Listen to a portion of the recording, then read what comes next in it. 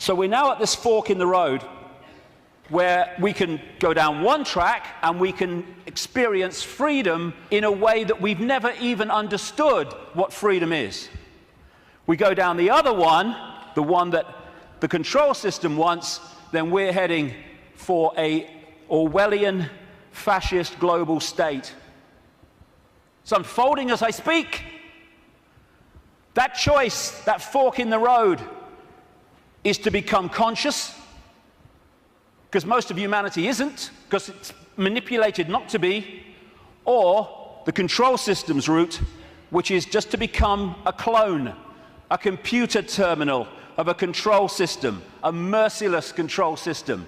The choice is between this, not too far down the road if we allow it, and this. Go hard, isn't it? Which one? Ugh. Freedom on a level, like I say, that we can't even begin to imagine from the perception of awareness that we've had so far. We perceive just a fraction of what freedom is, even when we talk about freedom. And we can break out of this. We can break out of this maze, this vibrational prison that we've been encased in. But to do that, as I said at the start, we have to stop doing what has put us in there. And that is conforming to the world that we are told the world is. Stop being in the herd. Stop being in the box, because there is another way. And if we don't take another way, I'm not saying the other way, we live in all possibility, but if we don't take another way from the way we've taken this far, how can anything change? It can't. If you always do what you've always done, you'll always get what you've always got. Real simple. And we don't have to all be the same. You can look the other way. You don't have to be a faceless person in a faceless crowd. It's not compulsory. You can express your uniqueness. You don't have to do what everybody else does just because they do it and we're frightened of conforming. And sometimes the choice of not conforming can actually save us a lot of grief. And it will in the next few years. You don't have to swim with the tide. You can swim the other way. It's possible. You were born an original. Don't die a copy. But how many people do? Because they fear not being like everyone else is because of the comeback from those people. Truth does not change because it is or is not believed by the majority of the people. Everybody knows that, mate. Everyone knows that's rubbish. Well, I don't know it's rubbish. That's one less than everyone. We've made a start. As Gandhi said, even if you're in a minority of one, the truth is still the truth. The multitude is always wrong. My goodness, how history has confirmed that. And this is the stadium on which it all plays out, the human mind. You cannot control billions of people physically. You can in certain small areas, yes, with your tanks and your bloody tasers and all that rubbish. But you can't do it to 7 billion. You have to control the way they perceive themselves and the world, and therefore, through that, make them behave the way you want them to. So if we're going to go down this route of freedom, first of all, we need to free our minds from the programming of a lifetime. Free our minds from the belief that what we're programmed to believe in schools is the truth about anything. It's not there to enlighten us. It's there to program us with a certain perception of reality which we carry through our lives, so we will be good little slaves based on who we think we are and what we think the world is. Free our minds from the diversions and the nonsense and, hey honey, she's after the car, quick. And while we're doing that, over here, the world is being orchestrated. Not for our benefit either. Free our minds from the belief that the mainstream media is interested in telling the people the truth of what's going on in the world. It's there to do the opposite. It's to tell us the version of reality the control system wants us to believe, so we will respond and react in the right way. Free our minds from the fake change people. Crikey, is there a politician that's actually campaigning anymore that's not saying they stand for change? Change? Yes, I tell you what the change is. It's one guy claiming to be change, controlled by the same force that controlled the previous guy.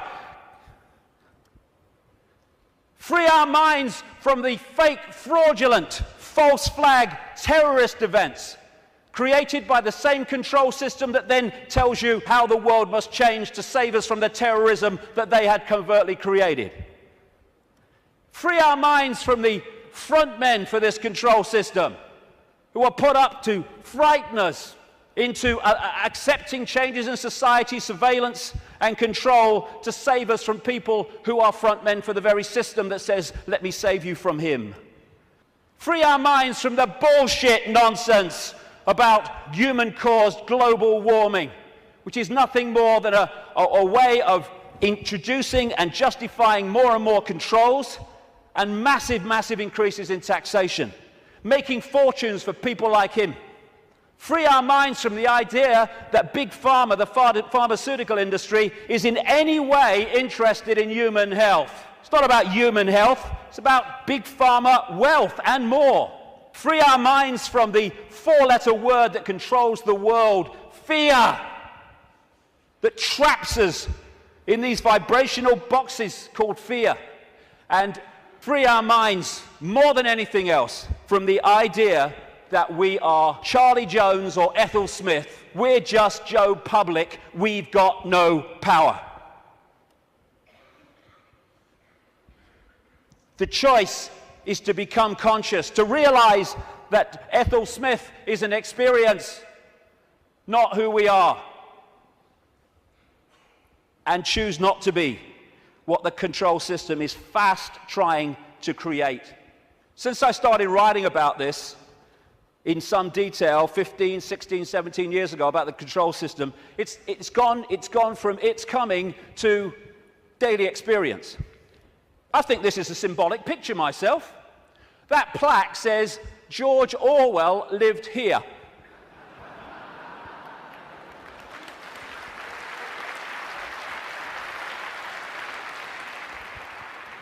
We've got peaceful demonstrations in America being scattered by excruciatingly painful sound technology.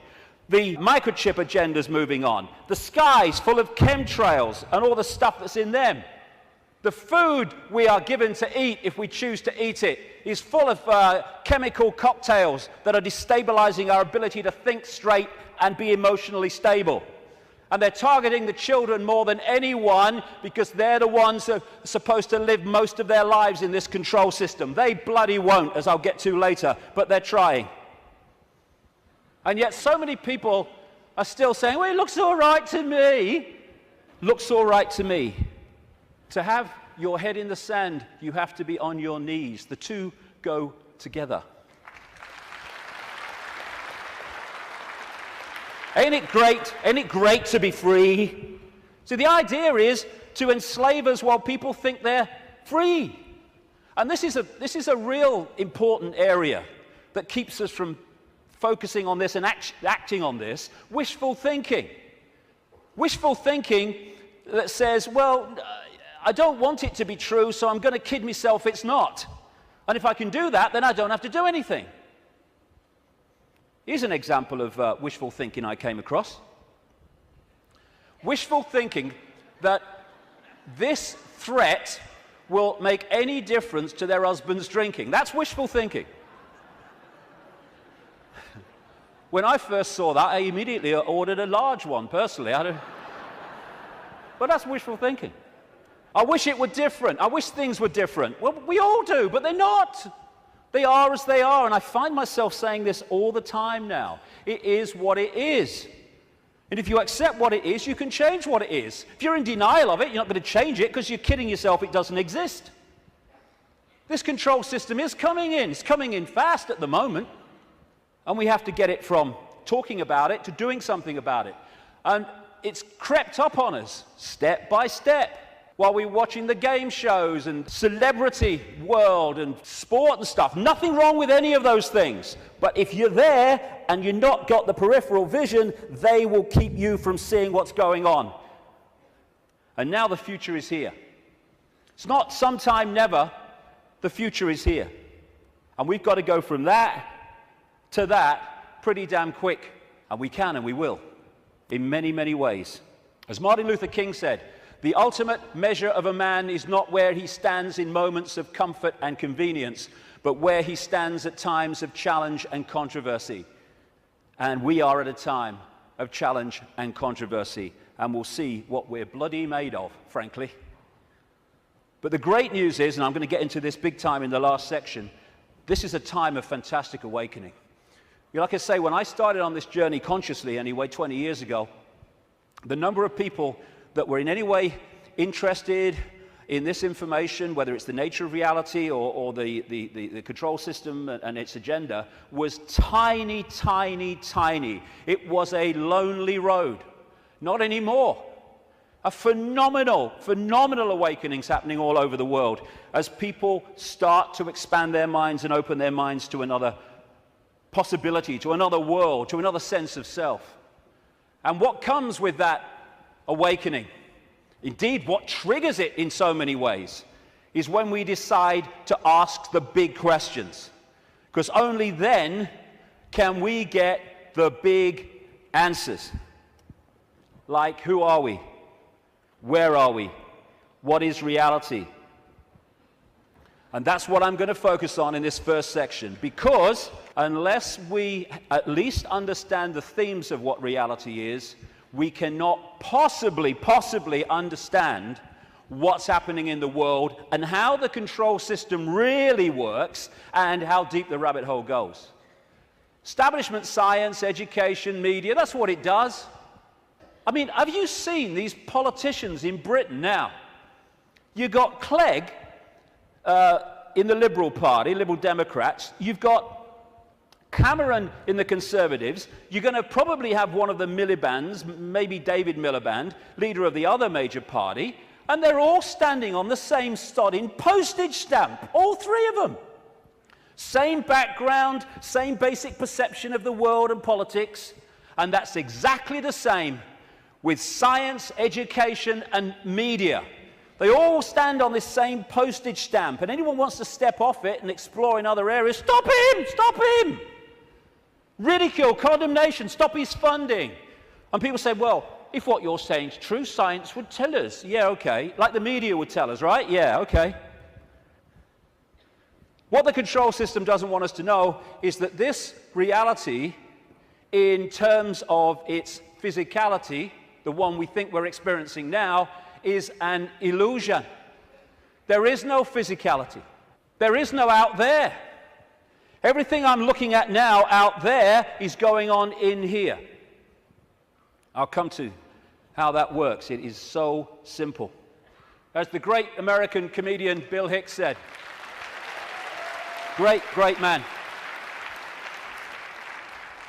All matter is merely energy condensed to a slow vibration. We're all one consciousness experiencing itself subjectively. There's no such thing as death. Life is only a dream, and we are the imagination of ourselves. And that's the control system's bottom line, manipulating our imagination of self.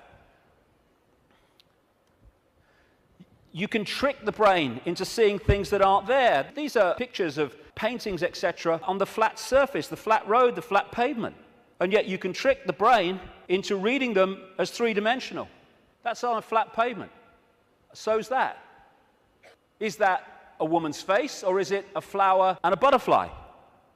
Very easy to trick the brain to decode reality in a certain way. For instance, is this a man and a hand, or is it a Mexican, a woman, a bush, and a dog? Depends how you decode it. And the control system, en masse, is manipulating 24/7 the way that we decode reality. So we decode it in line with what suits the control system. As Einstein said, reality is an illusion, albeit a persistent one. And the reason it's persistent is because we live in a virtual reality universe. a fantastically expanded, advanced version of a gigantic computer game. And the analogies go one after the other. Today, it's much easier to talk about reality because technology is starting to mirror the very reality that we're experiencing. It's getting closer and closer to real, and the projection is that not too long from now, they will have computer games which you could hardly tell the difference between that and this. We're having training simulations and flying simulations. They're in some hospitals using virtual reality images to show patients when their burns are being treated, and they show them pictures, very cold images, and the brain decodes that and cools the skin down. And when you look at these advanced virtual reality technologies, what are they doing? They're just hijacking the way the five senses work anyway. They're using the eyes, they're using through these gloves, the sense of touch and all the rest of it, and they are feeding information, digital information, to the brain and tricking it to believe that something's going on which is not. And that's how the control system works. And we have what I call the body computer, the biological body computer. Biological, by that I mean it has the ability not just to react to data, but to assess that data and make decisions on it, which is what the immune system is doing all now as we speak. I'm not standing here, you're not sitting there saying, okay, problem with the right leg, go down there a bit on the left. No, it's just doing it because it's thinking. It's a biological computer system. By the way, this image here was taken the split second that someone told this guy that Barack Obama had won the Nobel Peace Prize. That's how I reacted anyway. And the base foundation of this virtual reality is actually waveform, vibrating energy. And within waveforms, as scientists will tell you, fantastic amounts of information can be stored. And that's what the base information construct of this reality is. It's information in wave form. And what I'm going to call that through the day is the metaphysical universe. When I talk about the metaphysical universe, I mean the waveform level of this universe before it becomes this. What happens is the waveform information construct is decoded through the body computer into the world that we think we are experiencing. It's all going on in here. And it's like, as I'll come to in a second, it's almost a mirror, though much more advanced, of the wireless internet, where you can get a computer and you can pull the wireless internet, the World Wide Web, a whole collective reality out of the unseen to appear on a screen anywhere in the world. And so as we decode vibrational information through to electrical information, which is sent to the brain, and the brain decodes that into the world that we think we are experiencing. This is the metaphysical universe. Through the body computer, it becomes the world that we experience as outside of us. The five senses, which of course, as I say, virtual reality computer games lock into, that's how they work, they change vibrational information into electrical information, which goes to the brain to be decoded into what is holographic information. I'll come to that. So this is absolutely right, this scene from The Matrix, where the Neo character says, this isn't real, and Morpheus says, what is real? How do you define real? If you're talking about what you can feel, what you can smell, taste, and see, then real is simply electrical signals interpreted by your brain. That's all it is. And imagine if you can manipulate the way the brain interprets reality, because you know how reality works and the population doesn't, because you bloody well keep it from them systematically. The five senses are a decoding system. The most obvious one, of course, is sound. That's a vibration, comes to the ear, message to the brain, brain hears the sound. There is no sound until we've decoded it as so. Sound is just a vibration until we've decoded it. Sound exists in here. Same with taste. Electrical signals to the brain decodes it. This is how you can, through stage hypnotists, etc., get someone to eat a potato but taste an apple. Because you implant the belief here that it's an apple, and so the electrical signal with the potato code goes there, and it doesn't read it like that, it reads it as an apple. Even on that basic level, think of the potential for manipulating the way we see reality individually and collectively. And different parts of the brain, like with smell, are specifically there in the body computer to decode those senses. Same with touch, exactly the same. Even movement. There is no movement until we've decoded that movement. There are conditions of the brain, which some people have, where they don't decode movement. So often they don't even see it. They'll see a car in the distance, the next thing, whoa, it's gone. Nothing in the middle.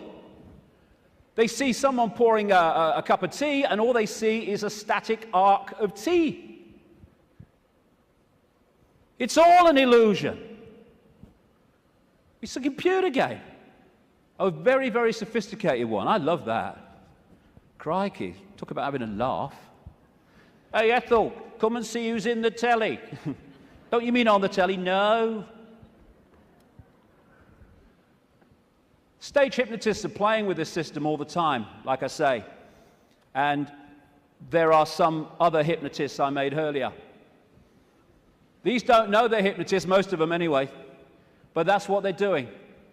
They are all the time giving us a sense of reality, a belief in what is real.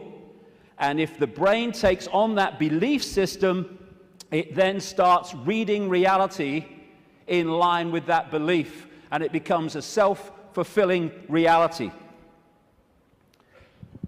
So we live in the equivalent, as I'll keep saying, a very, very advanced equivalent of the holographic internet, the World Wide Web. If you say to people, tell me about the internet, they say, yeah, well, it's graphics and websites and words and colors and the pictures. Yes, it is. But the only place that exists in that form, the internet, is on the screen. Everywhere else, it's electrical circuits, etc., etc. You say, tell me about television. They'll say, well, it's moving pictures on a screen. Yes, it is. But the only place that television exists in that form is on the screen. Everywhere else, it's electrical circuits and, in some cases still, many cases still, broadcast frequencies. And we live in what I call the cosmic internet, where information in the energy around us, I'll come to where it comes from in a minute, is then pulled out of the unseen. Just as these guys sitting out in the open, no wires, no connections, they are pulling the unseen out onto the computer screen. And if you think of it, because people say, well, if you're creating your own reality in your head and all that stuff, why do we all see the same stage? Why do we all see the same car? Well, when you log on the internet in South Africa or Australia or London or America or anywhere, apart from places like China, you log on to the very same collective reality as everywhere else, everywhere in the world. You might choose to go to this website, and if you go to this website, the guy in South Africa could go to the same website that you're on and see the same thing, because it's a collective reality. What happens is that we then decide, do we like this website? What do we think of it? Do I want to go there, or do I want to go there? That's how we put our individual spin on it. It's the same when you look out the window and you see the same car going past. But I might like the car, someone else might not like the car. But it's the same collective reality. And the body computer is pulling this reality out of the unseen, just like those laptops. And so you got in the Matrix movie that scene where he says, the Matrix is everywhere. It is all around us, even now in this very room. You can see it when you look out of your window or you turn on your television. You can feel it when you go to work, when you go to church, when you pay your taxes. It is the world that has been pulled over your eyes to blind you from the truth. What truth? That you are a slave, Neo. Like everyone else, you were born into bondage, born into a prison that you cannot smell or taste or touch, a prison for your mind. I'll get into the nature of that prison in the second section. So what is this universe? It's information. And it's information decoding information. Just as you put a computer disk in a computer, it's information. The information encoded in the computer then reads the information on the disk. That's what we're doing. And that way, we manifest this apparently out there reality. We too, the so-called human body, is energetic, non-physical in its base form. But when it comes through the decoding system, it becomes the world that we think we're experiencing outside of us. It seems to be outside of us. I'll grant you, my God, I look out here, it looks to be outside of me, but it's inside of us. We are creating it through the decoding system in our heads. Now, I'll go into this area in the new book. What I'm saying is that, well, I'm not saying this, scientists are now saying this. At the center of this galaxy is a massive black hole, and the increasing thinking is, and I would say it fits perfectly, is that there is a giant black hole at the center of every galaxy. What I'm saying is these black holes resonate the base information or the base vibrational frequency of this virtual reality universe. And they interact with what we call the suns. In this case, our sun in this solar system, but of course there's suns all over the place. I'm saying that this vibration triggers from the suns, depending on its vibrational state, because it changes, and that answers a lot of things, as I'll come to shortly. It triggers information of certain kinds being transmitted by the sun, suns in general, in the form of photons. Photons are the base unit of what we call light and other forms of electromagnetic radiation. They carry information. These photons being generated out of the suns, triggered by this vibrational base frequency coming from the black holes, create the cosmic wireless internet within our reality. And that's what we are decoding. The Earth decodes it. It's photon energy, photon information that is passing through the Earth energy grid. It is photon information, what the Chinese, in their acupuncture disciplines call qi. That qi is actually photon energy. It is information, which the body computer then is decoding into this collective reality. And just like on the internet, where you can see information and receive it, but you can also post information, so we're interacting with this virtual reality universe and changing it subtly as we put our unique spin on things. And we're creating that world that I keep talking about. Now, some scientists over the years have postulated that this physical world only exists when it's observed. I agree. Why? Because of this. When you put a computer disk into a computer, it does not read all the information on the disk at the same time. It reads that part that it is observing, whatever that laser's hitting at the time. All the other stuff is still in information form. It's not been transferred to the screen as pictures, etc. And we do the same. When we observe, decode, then we bring it into this reality. But without that, this is just the base vibrational metaphysical universe, which is the basis of all of it. Then no light gets in the brain. So how do we see light? How can I look at that light and see it? No light ever gets in the brain because the brain's decoding information into that light. So when you see things like in the Matrix movies, those lines like, there is no spoon. It is not the spoon that bends, it is only yourself. Exactly. Because the only place the spoon exists in physical form is in here. And you bend it by bending the way you decode reality. Miracles are simply overcoming the programming of what's possible and not possible. You know, we are, of course, programmed to believe that when you walk through fire, you get burned. And if you walk through fire or hot coals with that belief, that decoding state, you'll burn your bloody feet. But as so many people have shown, if you can go into another state of consciousness and override that, you can walk across hot coals and not feel a thing. Why? Because an illusion cannot burn an illusion unless you believe it can. There are no miracles. There's just understanding how to manifest all possibility. And that understanding comes from the fact that we acknowledge, we understand that we are consciousness. Disembodied, no form awareness, having an experience. Like a Central American shaman said, we are perceivers, we are awareness, we are not objects, we have no solidity.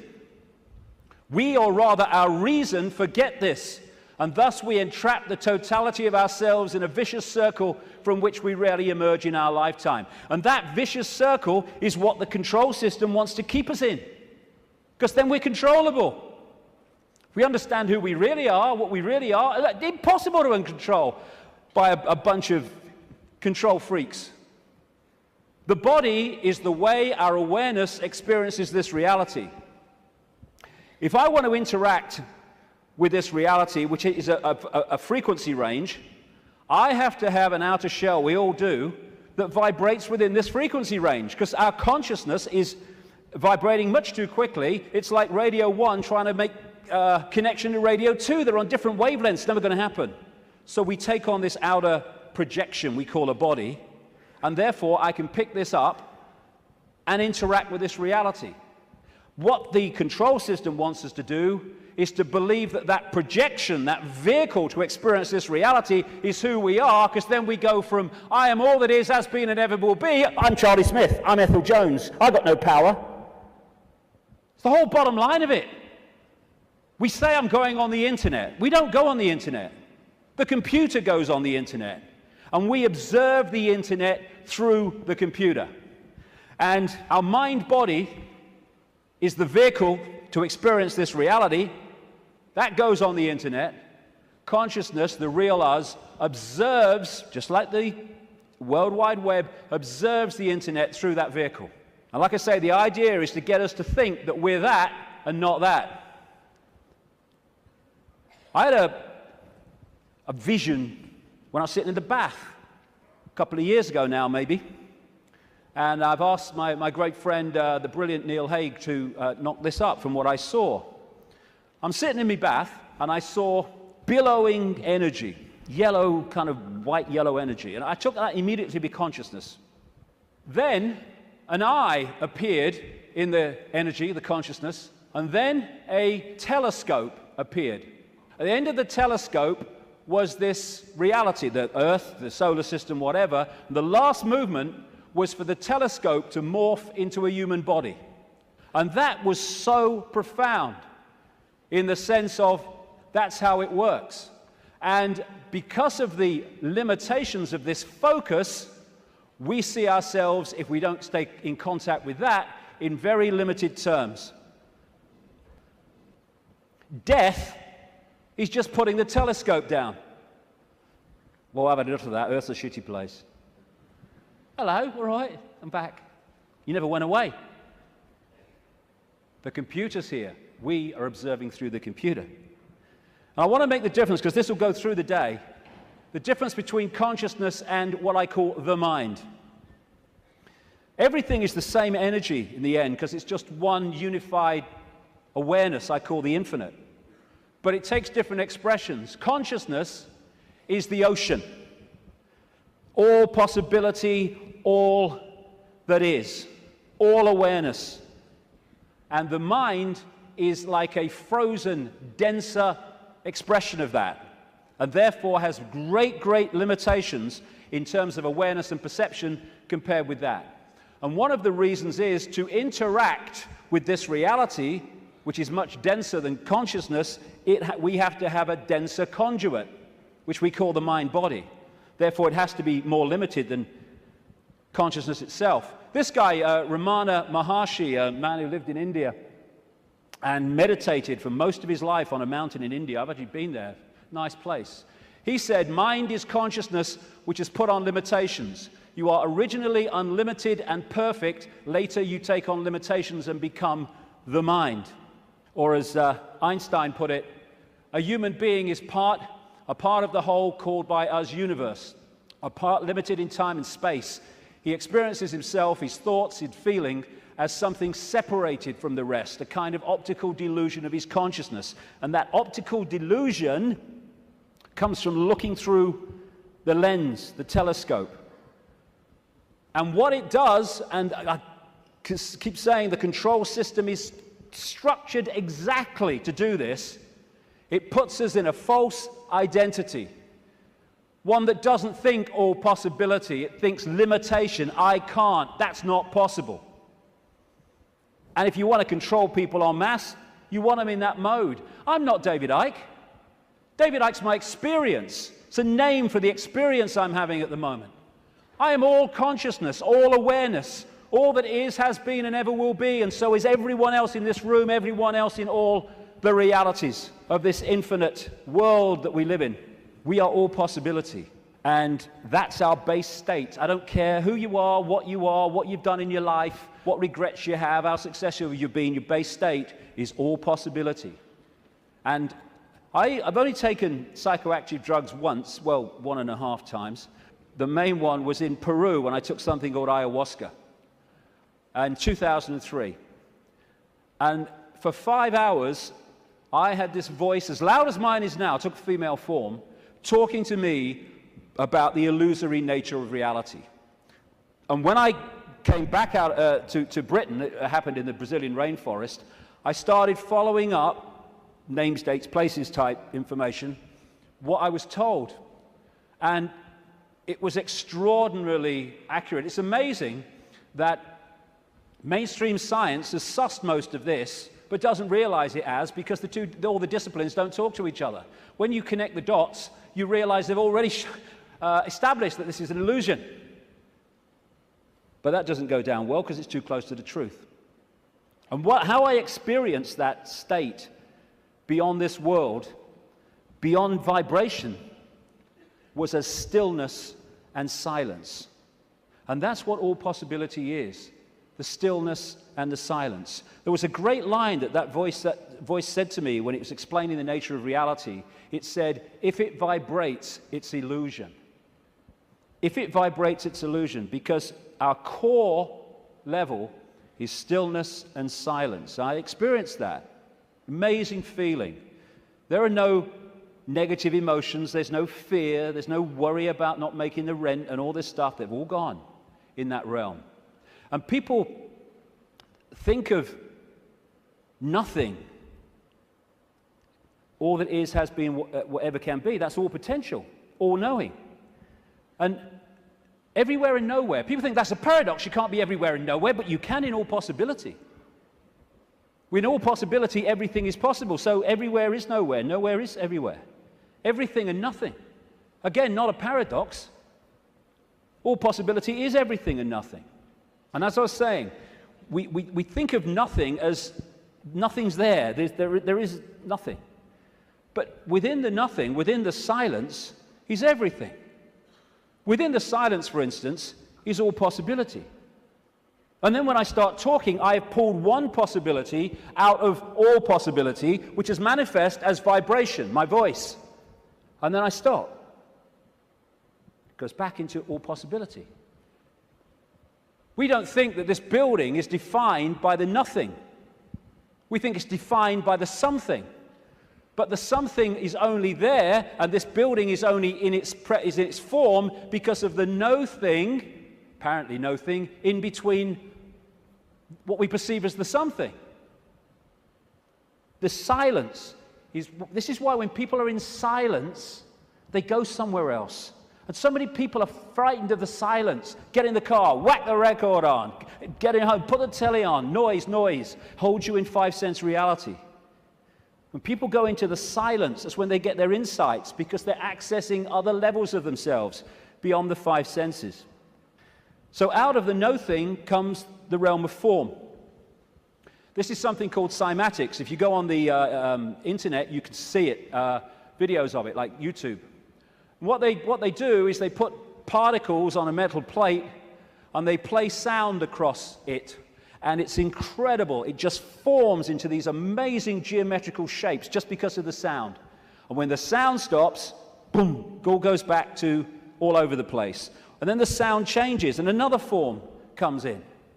And these worlds of form, frequencies, vibrating frequencies, are created in this way, out of all possibility. And there are endless, infinite realms with different so-called laws of physics, different challenges, different experiences, all vibrating at different speeds and therefore able to share the same space. All of these different realms are sharing the same space that I'm sharing now, just as all the radio and television stations broadcasting to this city are sharing the space that I'm sharing now and the space that they're sharing with each other. So we live in a frequency range, and that frequency range is dictated by the range of frequencies that our body computers can decode. And it is extraordinarily tiny. We're virtually blind in terms of what exists. The vast majority of this universe is what scientists call dark energy or dark matter. And they call it dark not because it's pitch black, but because we cannot decode it. Therefore, it is not in our realm of experience. We have to work it out by its impact on things that we can see. And the electromagnetic spectrum is 0.005% of what is projected to exist in this universe. And visible light, which is the only frequency range that we can decode, is a fraction of the 0.005%. So this is it. Visible light. This is our world. And we look out and we think we can see everything. But we can't. We can see what we can decode. And therefore, we operate within a dimension, we might call it, and it's penetrated by other dimensions, which allows those other dimensions to interact with ours, which I'm going to get to in the second section, because that is fundamental to the control system. What we're doing is we are putting our focus of attention into this reality through the body computer, and therefore this seems to be the only world that exists. But the space we're occupying is teeming with life of endless varieties. So if we come into this world of mind and we hold a connection to consciousness, we are in this world physically and we can experience this. Want to go down the pub? Yeah, let's have a beer with you, yeah. But we're not of this world in terms of the point of observation. We are in this world, but we're observing it from here. We can see things here that this can't see. And that's why the control system has to keep us here. And a structured society to make that happen. To keep us in bewilderment by being only able to decode and experience reality through the five senses. And once you are in the five senses, and you're not getting inspiration, insight, intuitive knowing from higher levels of your consciousness, where do you look to get a fix on who you are, where you are, and the world you're living in? There. And who controls that? The control system that controls the media, politics, education, science. The idea is isolate us in the five senses, isolate us in body-mind, and then program the body-mind to see the world that suits the control system. Time and space are just information within the metaphysical universe fabric, the vibrational fabric, which we then decode into what appears to be time and space. There is no time and space. When you put a disk in a computer, it's got information on it. You put it in the computer reads it. On the screen, you see time and space, or what appears to be time and space. But all it is information on the disk being read by the computer and being put on the screen. That's what we are doing all the time. Time's an illusion. And my goodness me, if we fall for that, then we totally get encompassed by time, that time exists. You can say it's 1 o'clock, I've got to meet someone at 1 o'clock, so you're there at the same time, and you synchronize that, but all along, you know that it's just a construct. It's not part of you this time. Because no time is where consciousness operates. And if we operate completely connected to time, then by that very nature, we're going to disconnect from consciousness, which is on another level of perception. Our time is just crazy. You cross an invisible line in the ocean, you go into tomorrow, you go the other way, you go into yesterday. There is only the now. That's all there is. People say, no, there's the past and there's the future. Well, okay. When you think of the future, where are you? You're in the now. When you think of the past, memories, where are you? You're in the now. These are constructs. These are perceptions. They're not real. Only thing that's real is now. Everything happens in the now. And the only moment we can change anything is in the now. And if we get pulled into the past, all regret, I wish I had, oh, that woman in 1953, ooh. Or we get pulled into the future, oh my God, what's going to happen? Oh, yeah, outcome, oh, what if? Then we're getting pulled out of the only time that exists, and therefore our power to change things, to impact on now, is diluted. And we are absolutely dominated by time. What's the time? Oh my God, it's not the time. Oh my goodness, what's going to happen? Are you going to get time? Oh, I'm late. And yet, the now is the only thing that exists, and time, like space, is a perception. It is part of the construction of reading. You could see time in a way like a disc, like a DVD. What you've seen in the film is your past, as you perceive the past. What you're looking at in the film at that moment you perceive as the present, and what you've yet to see in the film you perceive as the future. Yet all that information exists on that disc at the same time. Whip back a bit, you've gone into the past. Whip forward, you've gone into the future. And I've been talking for years about the time loop, as I call it. Wrote a book with that title. And it's not really a loop, but it can express itself like that in the play-out world of so-called physical reality. And we go round and round and round, and it comes back to the start. And we think we're going forward, but because we're only in it for a certain section, we think we're going forward. If we stayed with it, it will come basically back to the start. It's like a place of experience, and depending on what we wish to experience depends on what part of the loop that we decide to experience. Because, as I said earlier, this vibration, and by the way, this vibration coming out of the black holes vibrates in the now. It doesn't move through time. It carries the encoded information that we decode as time, but it vibrates in the now. But it doesn't vibrate just the same forever. It goes through a cycle, a vibrational cycle, changes. And as it changes, it elicits different information from the suns, which we then decode. And as we do so, the world moves on, experience moves on through different epochs. You look at the ancients around the world, and they invariably see time as secular. You have, of course, the famous yugas in Indian belief, Hindu belief, where the world goes through different cycles. You have a golden age when everything is expansive and everything's fully integrated and connected. And then you have other yugas which are suppressed, and you have control, and you do not have the expansive awareness that you had before. It's a different kind of experience. And so as this vibration changes, it takes this reality through a cycle and then comes back again. This is where all these yugas come in. And what happens is the left half of the brain particularly decodes this information, which is vibrating in the now. It decodes it into a sequence. It's what some brain scientists call the left brain a serial processor. And it's this sequence that it puts the information in that appears to be the passage of time from past to future. The quicker it decodes it, the quicker time seems to move, the slower it decodes it, the reverse. This is why, as Einstein said, if you're in the company of a beautiful woman, time can pass very quickly, but if you're in a dentist chair, it can pass very slowly, because your brain is decoding reality in a different way, putting it into a sequence in a different way.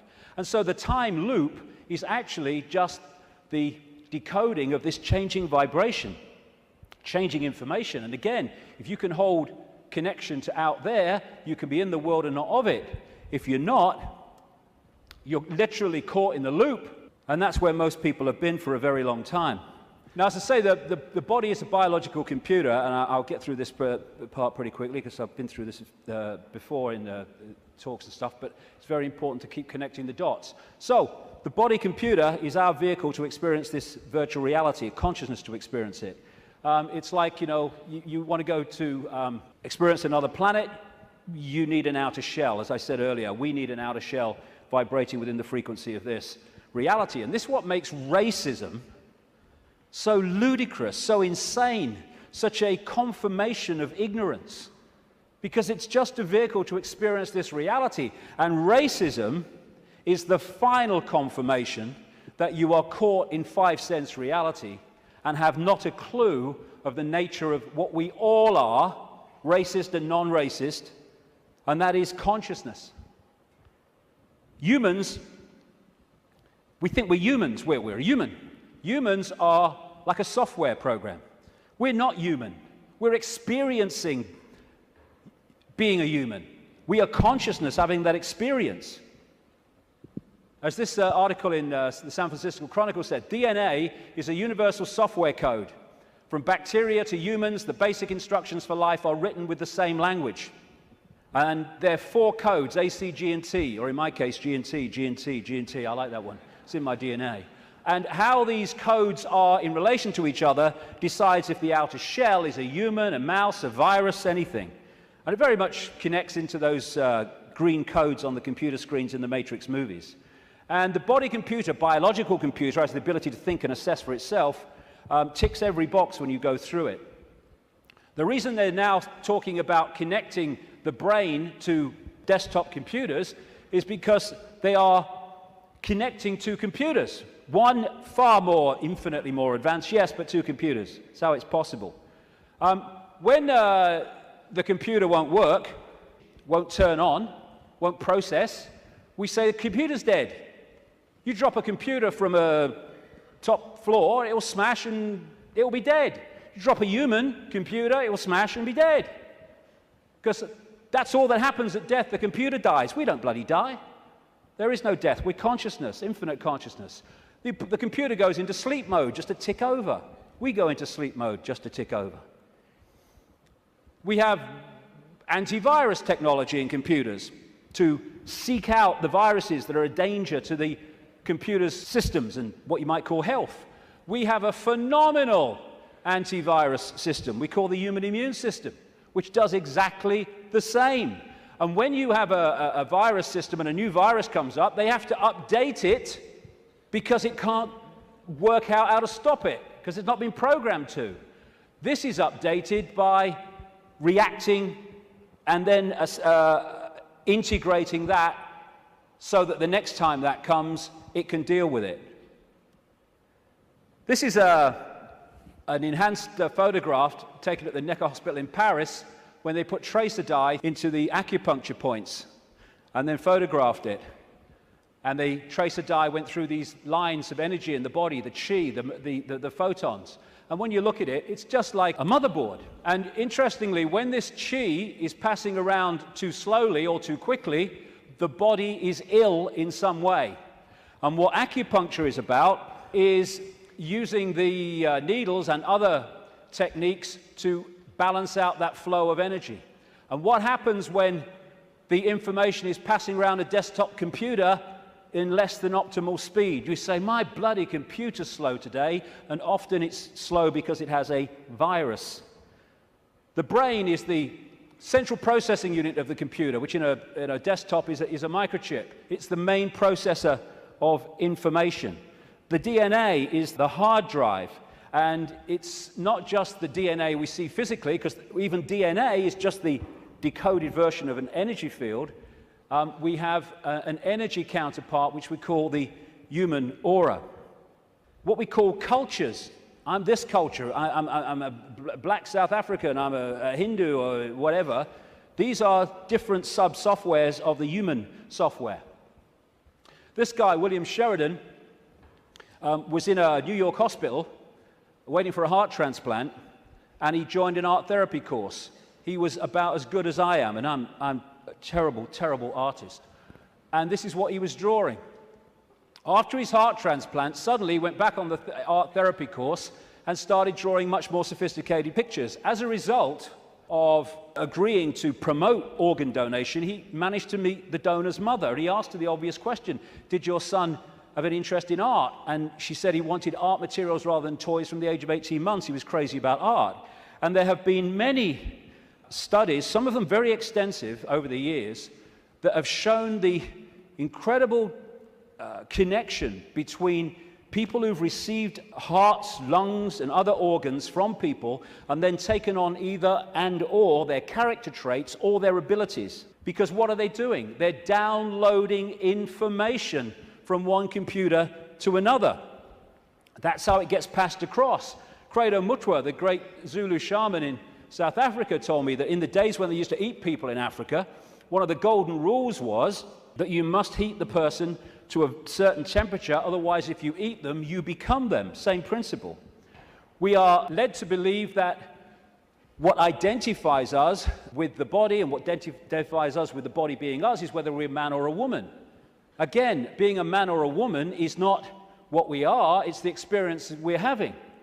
How can we be a man and a woman, or how can that be what we are, when you can change from a man to a woman through chemical intervention? It's changing the nature of the computer through chemical intervention. Freaky the chicken, who was in the papers a few years ago, started out life as a hen, laying eggs, then had a massive, for some reason, explosion of testosterone and became a cockerel. Started chasing the chickens, the hens, and crowing at dawn, grew a comb. How can male or female be what we are when that can happen? It's an experience for consciousness which is neither male or female because it's all possibility. This is from the BBC website. Scientists have been able to take control of flies' brains to make females behave just like males. Researchers genetically modified the insects so that a group of brain cells that control sexual behavior could be switched on by a pulse of light. The team was able to get female fruit flies to produce a courtship song behavior usually only seen in males. Just so you manipulate the computer. Why do birds suddenly start singing together when the sun comes up? I mean, is there someone with a baton? Go! Why did Freaky the chicken start crowing at dawn when the testosterone came in? It's a program. It's the same with emotions, where we think the emotions of who we are. But you can fundamentally change your emotional state through drugs, through chemicals, through things like mercury. Mercury in fillings can change your personality. Can change your personality by drinking the shite in food and drink, these chemical cocktails. That's what's happening to so many kids. How can even emotions, as we know them, be what we are, when chemicals can change the emotions that we have? It's to do with the way we decode reality. And we are receiver-transmitters of information. Like we're taking from the worldwide cosmic web and we're adding to it. And how interesting and appropriate that one of the great ways or great means of receiving and transmitting is through crystals, quartz crystals. And it turns out the human body is a gigantic liquid quartz crystal. The membrane of every cell, and we have trillions of them, is a quartz crystal, a liquid crystal. The Earth is a gigantic crystal. Every grain of sand, for goodness sake, is a crystal. And the Earth, too, is receiving and transmitting information within this cosmic web. DNA is a receiver-transmitter of information, and it's made that way. This is an article on DNA. From the characteristic form of this giant molecule, a wound double helix, the DNA represents an ideal electromagnetic antenna. On one hand, it is elongated and thus a blade which can take up very well electrical pulses. On the other hand, seen from above, it has the form of a ring and thus is a very magnetical antenna. We are receiving and transmitting all the time through what we think is the body computer. And the energetic auric field connects into us through what we call chakra points, from a word, Sanskrit word meaning wheels of light. And these connect into what we call the physical body through the endocrine system of glands, two of which include the pituitary and the pineal gland, which together make up what we call the third eye. The ability to get out there through the sixth sense. It's like that Muse song says, if we could flick a switch and open your third eye, we would know that they'd never be afraid to die. Words to that effect. Exactly, because we'd be out there. Now, anything that can shut these down holds us in five-sense reality and stops us from breaking out into the greater self. That's where they want us, and that's where they've got so many people, the vast majority, in that state, in a false identity. The world looks so solid, I grant you, but it can't be. It can't be, even though it seems to be. And if you bang your head on the wall, again, like walking through the fire, believing you're going to get burned, bang, you'll bang your head. But it can't be, because the world is made up of atoms, and as quantum physicists have shown, atoms have no solidity. How can something which is basically empty space make up a solid world? It can't. The reason it appears to is because the information in the waveform metaphysical universe is decoded through into apparent solidity. Again, it's just the way we decode reality that gives it form. We take information from a disk, we put it on the screen, it seems to have time-space solidity. But it doesn't. It's just information being read, and that's exactly what's happening to us. The reason it appears solid and it appears three-dimensional is because we live in a holographic world. We see holograms, you can buy them in the shops, where they appear to be three-dimensional, but actually they're not. It's just the illusion of the way they're made. And how they make them is they have a laser, part of it goes across the object they want to photograph, another part goes directly onto a photographic plate, and then the part that's passed across the object goes onto that plate, and they collide. Those two parts of the laser collide, and they create, here we go, a wave form. We call it in holographics an interference pattern. It's like dropping two pebbles in a pond, and then the waves they create collide, and that is a waveform representation of where those pebbles fell, how heavy they were, how high they fell from, etc., how big they were, etc. And this is what the waveform, again, looks like on a holographic print. It's information. It seems to be nothing. It looks like a fingerprint, appropriately, actually. But what is it? But you fire a laser at that, and suddenly a three-dimensional, and the best of them, a very solid-looking image comes up. This is how we create our reality. It's holographic. This guy is in an Australian city, I think it was Melbourne, but he was projected as a hologram onto a stage in Adelaide. This is one that CNN did. So we are creating a holographic version of this information, just like a hologram does in our heads. That's where it comes from. It's this construct. And how funny, I've been saying this for years, and then I come across this very, very mainstream New Scientist magazine in January now 2009, and its front page, you are a hologram projected from the edge of the universe. You don't need to go through great swathes of academia. In fact, it's often the worst thing that can happen, because it puts you in the box on the postage stamp, often, to understand reality. You just have to access that which is all around us, containing that knowledge. And then you have the question, how can something be a waveform and a particle at the same time, which is what quantum physics has found and gone, what? How can that be? Very simple. When you're creating a hologram, the waveform doesn't disappear when the hologram projects itself. They both exist at the same time, the information construct and the decoded holographic form. The particle and the waveform exist at the same time. It's so bloody simple. People think it's so complex. One of the great things about a hologram is that every part of the hologram is a smaller version of the whole. So if you cut a holographic print into four and put a laser onto the four pieces, you don't get a quarter-size version of the whole picture, or a quarter-size part of the whole picture, you get a quarter-size version of the entire picture. And because of that, this is why these things happen. This is why reflexologists can find points on the hand and the feet and elsewhere that relate to different organs and parts of the body. This is how acupuncture can do it, and reflexology with the points on the ear.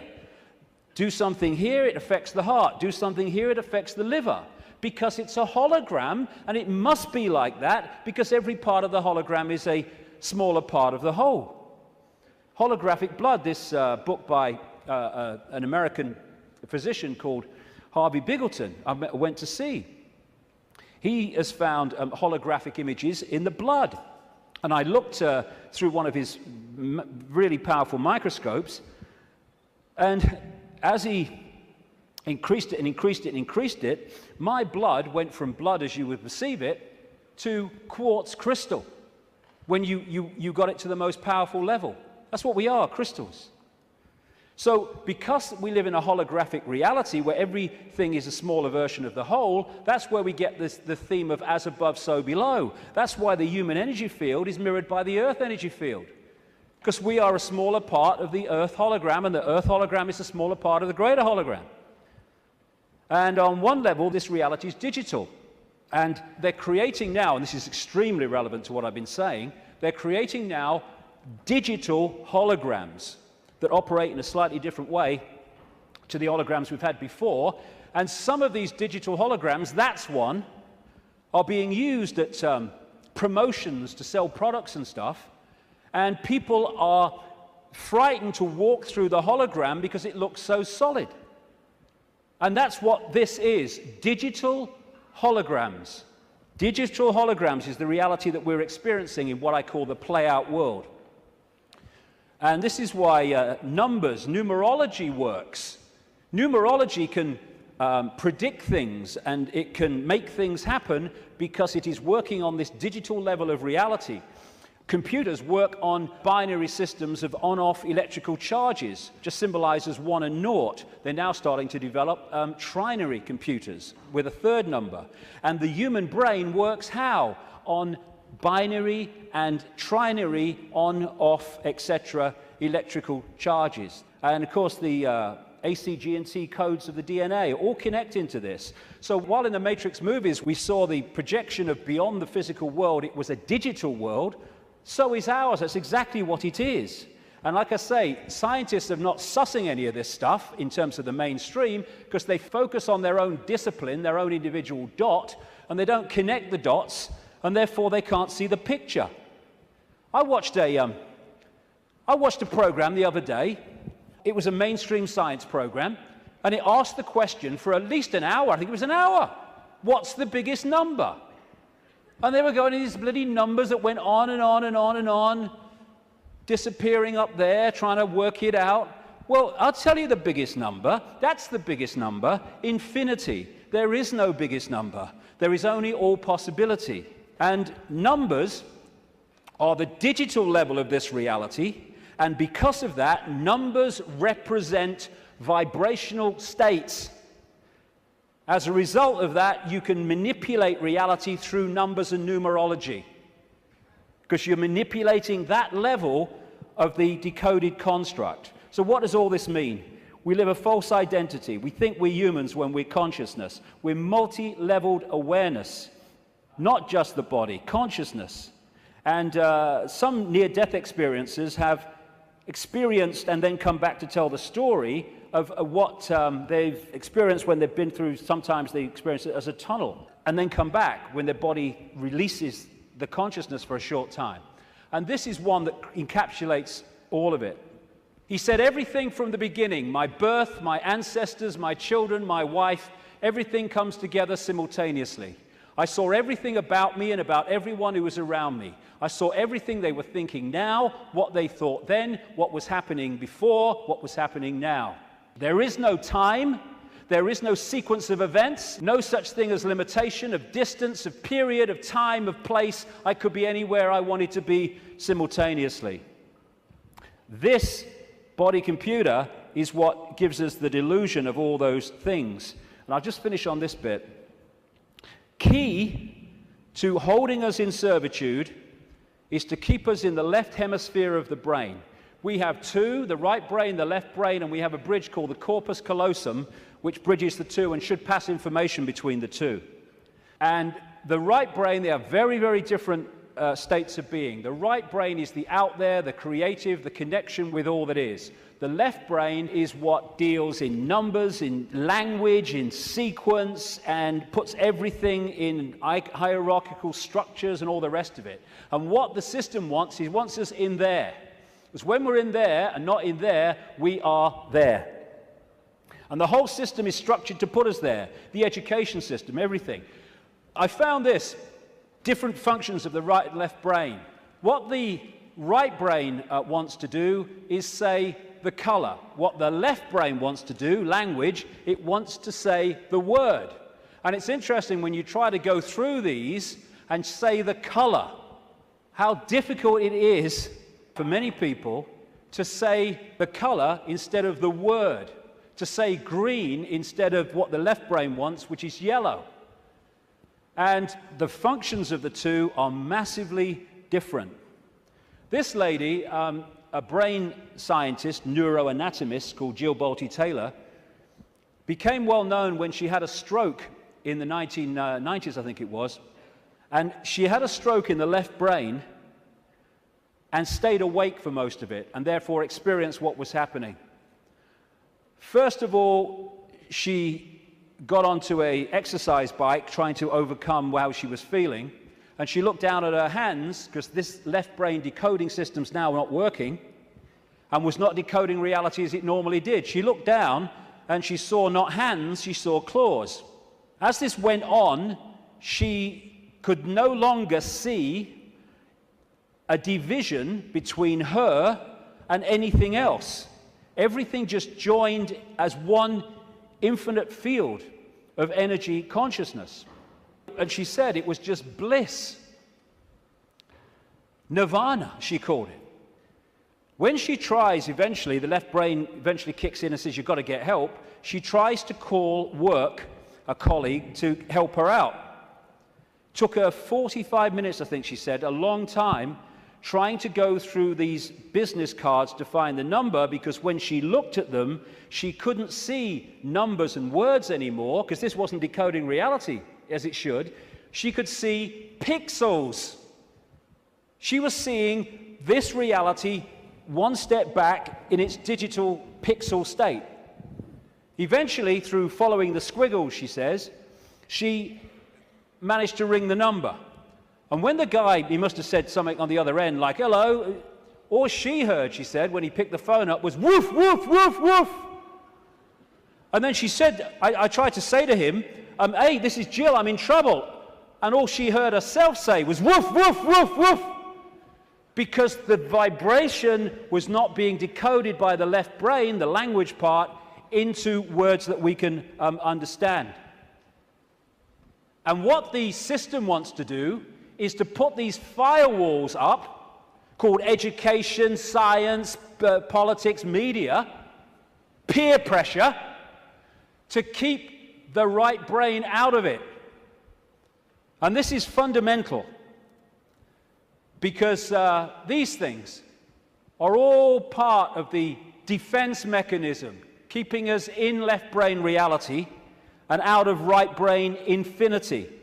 Now, some people, they call them autistic savants, like this man, Stephen Wiltshire. They access the right brain potential in ways that other people don't. And this is why they're capable of fantastic achievements. This guy, Stephen Wiltshire, was taken up in a helicopter over London by the BBC for half an hour with nothing except his eyes, and then came down and drew London from the air with incredible accuracy. Why? Because he was accessing that infinite potential that left brain people, most of people in the world, don't. This guy, Daniel Tammet, another autistic savant, has again achieved incredible things, because he was challenged once to learn Icelandic in a week, and it's an incredibly difficult language to learn.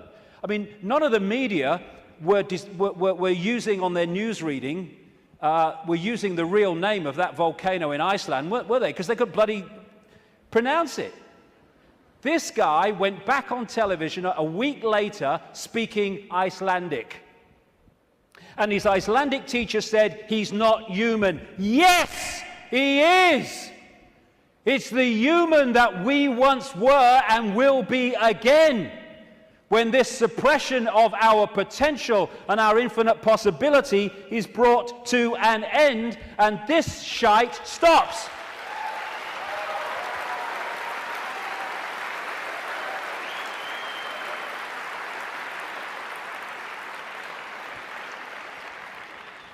We worship the intellect. Oh, he's got a great mind. Oh, he did this at Oxford. Oh, he's gone to Harvard. Mind is such a low level of awareness. It's supposed to be a vehicle for experiencing this reality, a servant of consciousness. It's become our master. It's become something to worship, and that's the isolated intellect. That's the isolated intellect. And so we reach a point. This fork in the road is, are we going to be consciousness or mind? Are we going to be all that is or little me?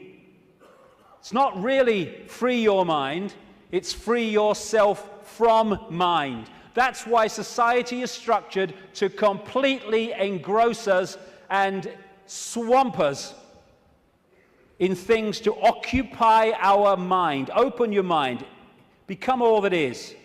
Infinite love is the only truth. Everything else is illusion. What is infinite love? All possibility. Infinite possibility.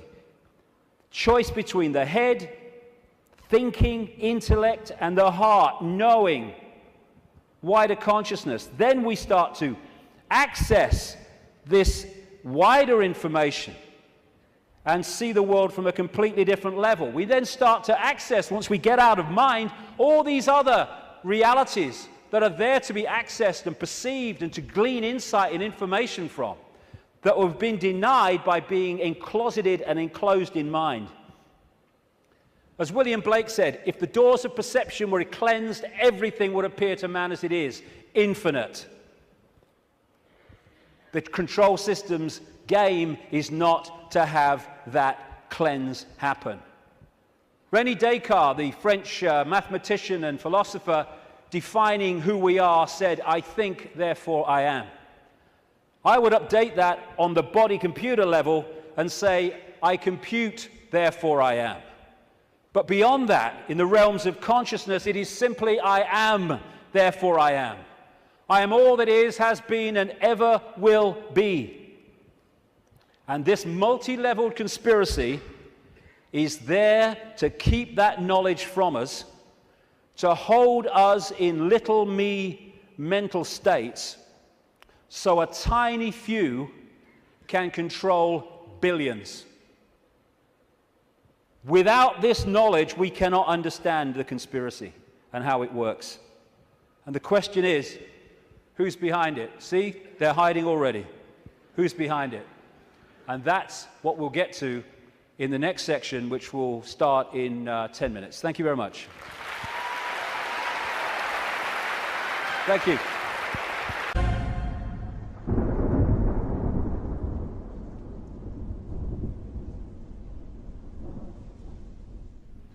This next section takes us from that information about reality and starts to relate it to the situation we find ourselves in.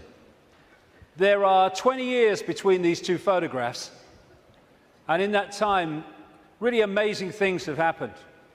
So many people have gone from that to that, and it's an exponential curve that's gathering pace all the time.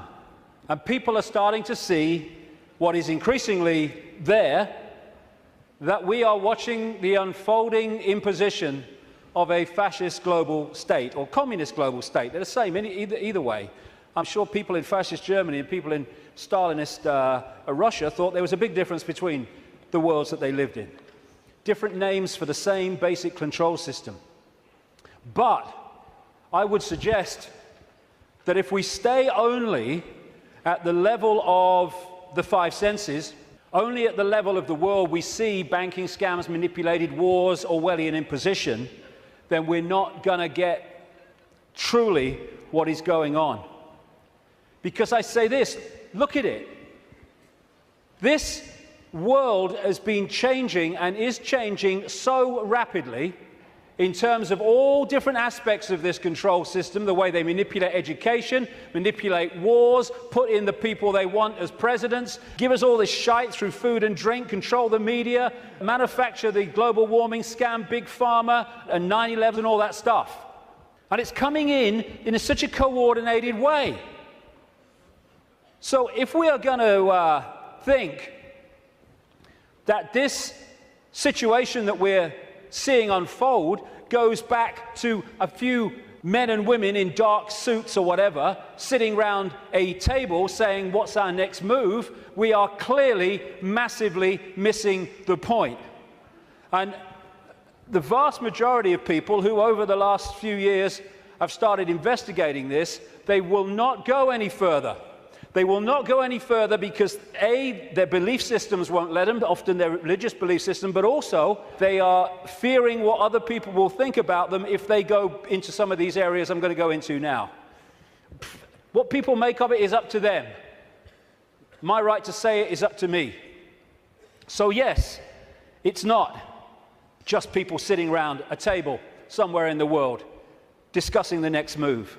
There's the level where we see this unfolding in the news and what have you. Then there's this other dimensional, non-human level to look at, as I will in this section. Then there's the level of the nature of reality, which I've introduced already. And then there's this whole stuff about the moon, which I'll get into in this section too. And the rabbit hole doesn't end there. It goes deeper and deeper and deeper. And the deeper you go into the rabbit hole, the more we understand what the game is, the more we can change the game. And it's all about the control and programming of perception. That's the only way the few, and it is a few compared with the global population, that the billions can be controlled. Manipulating how we interact with reality, keeping from us that we are consciousness, putting us in these bubbles of our sense of limitation and I can't, manipulating the way we decode reality, and therefore making us see the world as the control system wants us to see it. That's the basis of all of it going through the day, because that's the basis of all of it going through the whole conspiracy. So yes, of course, on one level, it does manifest as dark suits sitting around a table discussing the next move. But that's still the play-out world of this conspiracy. It's not its origin. It goes beyond them into the advisors in the shadows, the Mandelsons in this country. Peter Mandelson, if he's not manipulating, he gets withdrawal symptoms, that man. And into the Rahm Emanuels, ditto, in America, the controller, handler of Barack Obama. It goes into deeper levels, beyond them, deep in the hidden secret society network. And eventually, it goes out of this dimension. And that's where this whole thing is really coming from. Beyond the frequency range of visible light. And it involves non-human entities. Some of them people call the greys. The main ones, I would say, and have been saying for a long, long time, take a reptilian form. They operate outside. They can come into visible light, but in terms of the reptilian part of this, they can't stay here for that long. So people say, why don't they just come and take over? Because they can't, or they would. They can come for so long, but their vibrational difference, incompatibility, means they have to leave. They can't stay for long, although there are technological ways they can stay for longer. And they operate outside visible light, and they manipulate this reality through bloodlines, interbreeding bloodlines that I'll come to. And we call them the Illuminati families.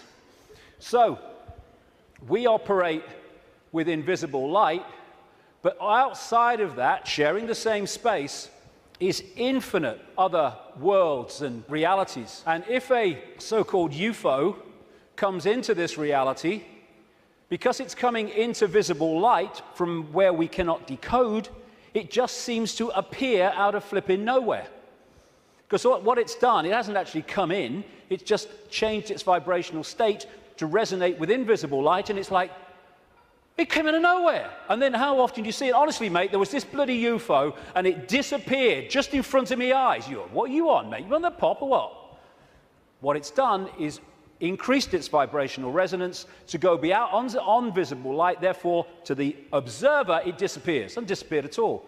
It's left visible light. And this range of frequency we call our world is being manipulated from vibrational frequencies beyond it. And Satanism is a network within visible light that interacts with these reptilian entities in various ways I'll get to before the end of the day. Places or areas of the heavens that come up, Orion comes up again and again in relation to these reptilians. And in terms of non-human visitations, so does the Pleiades, so does, in terms of the reptilians, this area of the heavens they call the Draco constellation, which appropriately, coming through the word derivations, brings us draconian.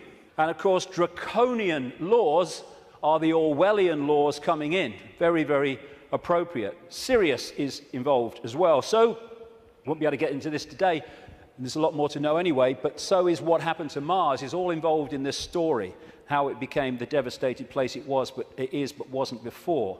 And when I talk about these areas of the heavens, I'm not necessarily talking about those places with invisible light. Because just as we are multidimensional, so planets and stars, etc., are multidimensional. And just as a planet might be devastated within visible light, it's not necessarily devastated on other vibrational frequency levels of itself. Because the Earth, too, operates in visible light, but also multi-levels, like everything else. Another major part of this story is that when these reptilian entities started intervening, they manipulated human genetics through interbreeding, not necessarily physical interbreeding through technological methods, and also changing human form by changing the messages, the information, I'll come to this before we finish this section, that the DNA is picking up. And through that, you can change a form by changing the information the DNA is picking up. And it's no accident that humans have massive, fundamental reptilian genetics. This part of the brain, which scientists call the R complex or the reptilian brain, will be very, very important as we go through this second part of the day, because it's fundamental to how human behavior and human perception is manipulated to see the world as we currently see it.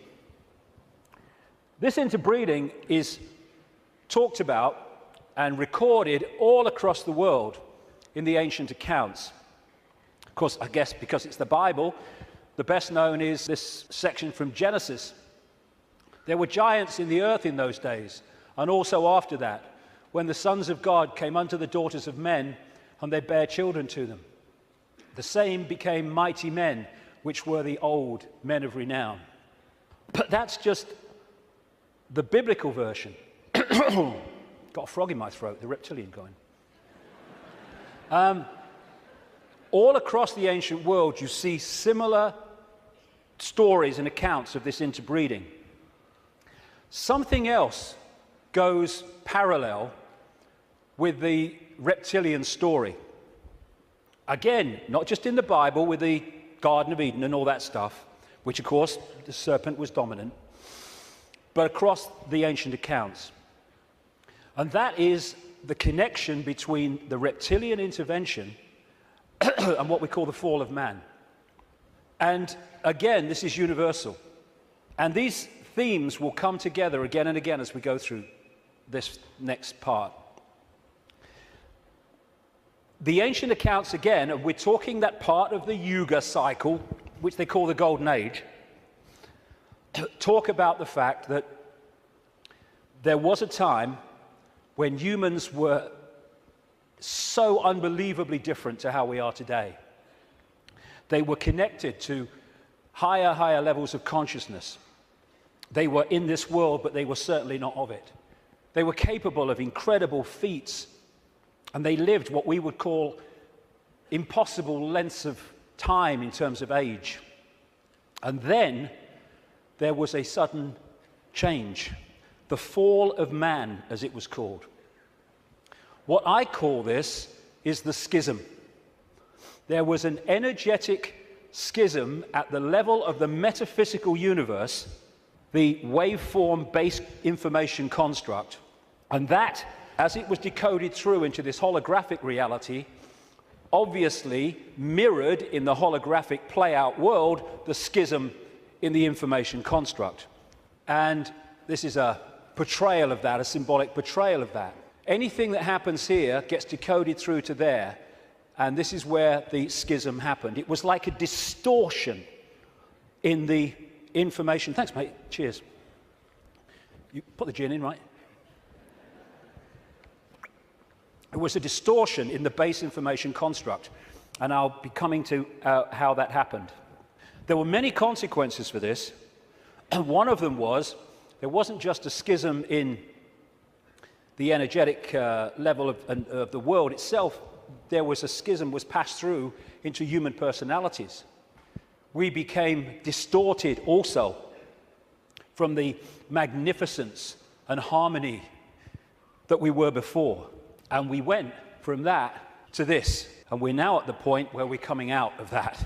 And there was also genetic manipulation to stop us accessing ranges of frequency that we did before.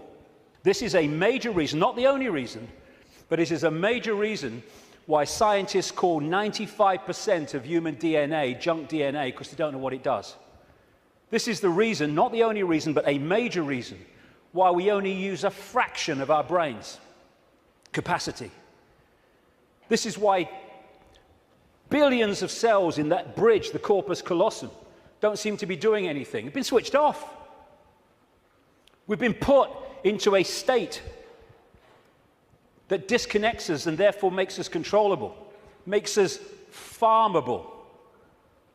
So you've got this reptilian group, and the ones involved appear to be relatively small in number, tiny compared with the global population, and this is why they're terrified of being exposed. That's a constant theme, all the way through it, wherever you look. And they've imprisoned humanity, or sought to, in this tiny frequency range of perception called visible light. Another key aspect to this is that they created hybrid bloodlines specifically to be the middle men and women. They became known in the ancient world as the demigods, the people, the children of the gods, part human, part god, as these serpent gods were perceived. And they were to be, like I say, the middlemen and women operating in visible light for the outside visible light control system. And it's appropriate that the caduceus and the symbol of the medical profession is the DNA, in effect, portrayed as two snakes. Because to these reptilian geneticists who were far ahead of where we are in public arena in terms of genetics and understanding, the DNA is a software program. And so they manipulate it for their own means. And this is crucial to understand the world that we live in. One seriously important aspect to this DNA, this hybrid DNA I'm talking about, is that it has eliminated what we call empathy. The ability to decode the emotion of empathy. Empathy is the fail-safe mechanism of all behavior. If I can empathize with the consequences for others of my actions, that limits and balances my actions. If I have no empathy because I cannot empathize, then there are no limits. There is nothing that won't do. 3,000 dead on 9/11, who cares? Who cares? That's what we're dealing with. And this is vital to get across. If we look at this information on the basis of thinking I wouldn't do that, so they wouldn't do it, then we're going to miss the plot completely. Because it's not like that. No, you wouldn't do it. They would, and have no emotional comeback whatsoever. The reason for the interbreeding, the hybrid, is vibrational compatibility. These hybrids have a greater infusion of reptilian DNA than the general population, although we have a lot. And therefore, the resonance is sympathetic to the resonance of these entities operating just outside visible light. And through this resonant connection, like two radio stations talking to each other, the possessing entity outside of visible light can control the thoughts, actions, perceptions of the intermediary, the demigod. And of course, the theme of possession is as old as history, right up to the present day. We look at these people. All these pictures are by Neil Haig, by the way. Anything that looks like this. Great friend of mine, great artist. And this image symbolizes the fact that he looks at him with invisible light and he sees George Bush, nothing else. What people don't see, because it's outside the frequency range of their decoding system, is there are entities around these people who are actually controlling these people's thoughts, actions, etc. A number of psychics have said to me around the world how they've seen people walking along the street or wherever, and then they've seen like an ethereal reptilian entity locking into these bottom two chakra points, the emotional level, one of them is, and floating around with them. And this is a kind of a good analogy. You know when there's scientists in a laboratory and they're trying to work with something that they can't touch because it's too dangerous, what they're working with will be in a tank, and they'll put gloves on, which allows them to be outside the tank, but to manipulate inside the tank. Well, that is a very good symbol of what I'm talking about. These Illuminati bloodlines, these hybrid bloodlines, operate like those gloves, operating inside this reality. And Neil symbolizes these Illuminati families with invisible light as this bearded man. Whenever you see him as we go along, that is symbolic of the Illuminati families, controlled beyond human sight by these reptilian entities.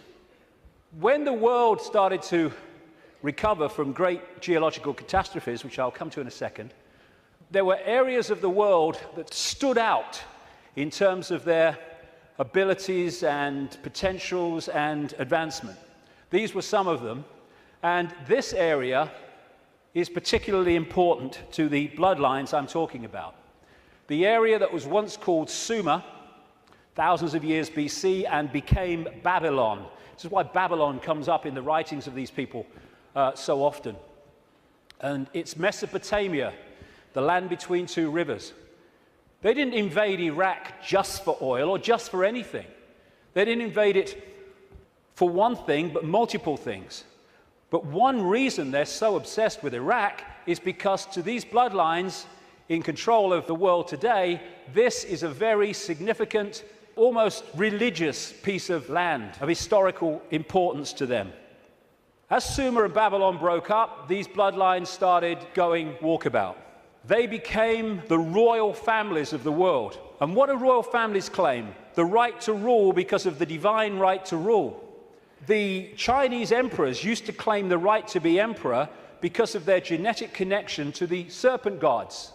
And this is a theme all across the world between the serpent gods and royalty. They became the aristocracy and the royal families, claiming the right to rule because of their DNA. Just down the bloody road from here, we have a head of state in Britain to this day who is only head of state because of her DNA. Head of state because of her DNA. I actually made a complaint, nothing happened to it, but I made a complaint to the Race Relations Commission, or whatever they call it. They said, if you see racism, report it. So I reported the royal family. I thought, well, I mean, you would.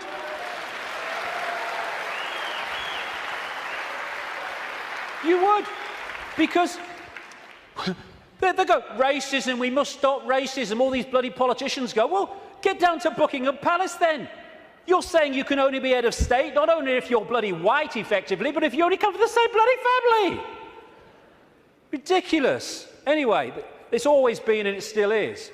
And so these aristocratic and royal families moved on. Eventually, when the people started to rebel against overt royal control dictatorship, these families, some of them stayed in the royal families overtly, and there's still some around, like ours. But these families moved into politics, into banking, into business, and became the dark suit, but they still perceive themselves as royalty, as special because of this genetic connection to the serpent gods. And through the British Empire, the so-called Great British Empire, and the other European empires, as these bloodlines moved up into Europe from the Middle East, etc., they exported these bloodlines all over the world. And we saw them in power in what we call colonization. But there's two types of control. One has a finite life, one can go on forever until it's exposed. The one that has a finite life is a dictatorship that the people under dictatorship can see, touch, and taste.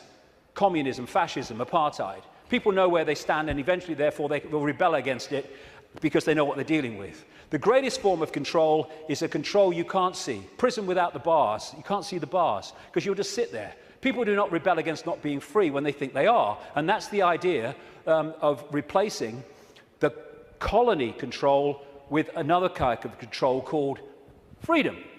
So what happened is, as these colonies, like the United States as it became, etc., and all the others around the world, as they were given independence, what was left out in those countries were the bloodline, under different names, the secret society network that manipulates the bloodline agenda, and those countries have gone on being controlled ever since.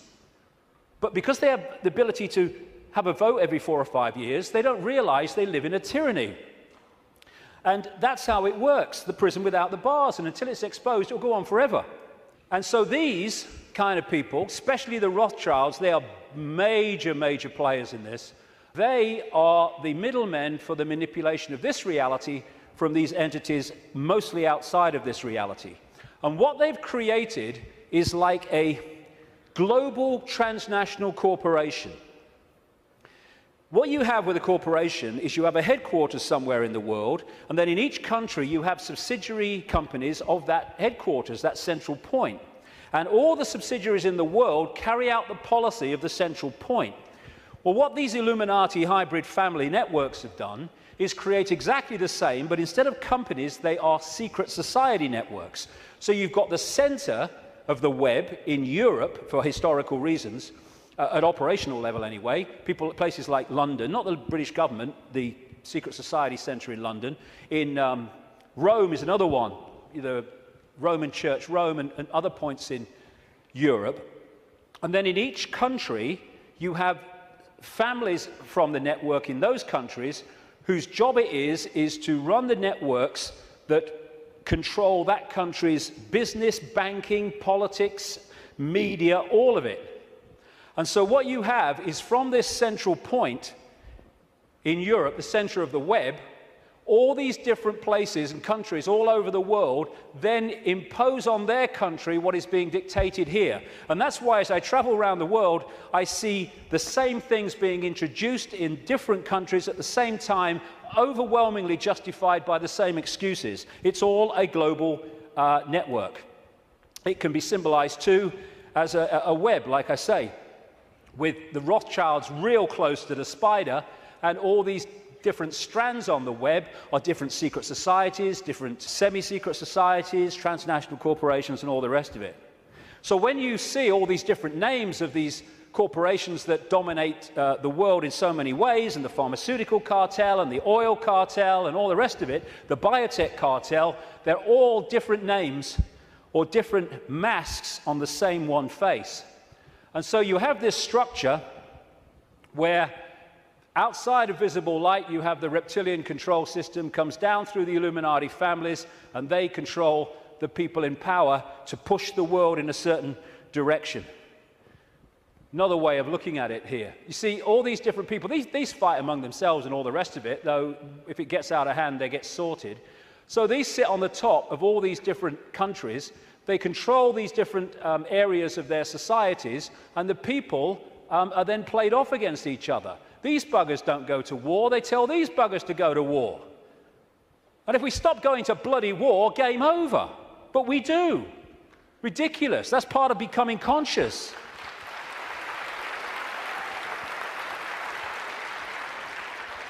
So these people are just pawns in a game, in a way, genetic pawns in a game. They're just kind of shells to play out this agenda with invisible light. I mean, some batches are better than others, of course. So if you look at the principle of the Trojan horse, the symbol of the Trojan horse, coming into a society and not seeming to be what it is, though taking it over, and you put that on the face, well, you've pretty much got symbolically what we're talking about here. People send me pictures from around the world and stuff that they find on the internet and elsewhere, which have a kind of reptilian feel about them. I'm not saying these are reptilian eyes, it could be a trick of the light, but I've used it because it gives an indication of the number of people that have told me this all around the world, from all walks of life, how they've seen people shift from a human to a reptilian state, and especially the eyes are the first to go. They describe how the pupils become reptilian. And interestingly, a great friend of mine has an associate who, I don't agree with it, but he's been doing a research project to develop iris scan technology, and it led to him looking very deeply into 2,300 eyes. And he said he knew nothing about what I'm saying, probably never heard of me. And he said to my friend, the amazing thing was that about 4% appeared to be of reptilian type and appearance. And that is a recurring number, in my research anyway. 5% seem to be of this hybrid nature. So these people are reptilian hybrid human reptilians. And you look at the eyes, but behind the eyes are something else. I had an experience with this guy, Ted Heath. He was Prime Minister of Britain from 1970 to 74, took us into the European Union as it became. And it's a long story, I've told it before, but he looked at me in a dressing room in a television station, and as he looked at me, this is what his eyes did. His eyes went completely black, everything. And as I looked into his eyes, it must have been like that for, I don't know, maybe a minute, 2 minutes. And as I looked into his eyes, I said at the time, it was like looking into two black holes, because you couldn't make eye contact because there was no contact. And it was like, as I know now, looking through him into this other dimension where he was really controlled from. This man, Ted Heath, oh my goodness me. My goodness me, the children that guy has tortured and killed. And I've been saying this since 1998 in print, and he was alive for many, many, many, many years after that. And nothing happened. Why? Because it's true. And so these people are like hiding behind human form. And hey, I rest my case. I rest my case.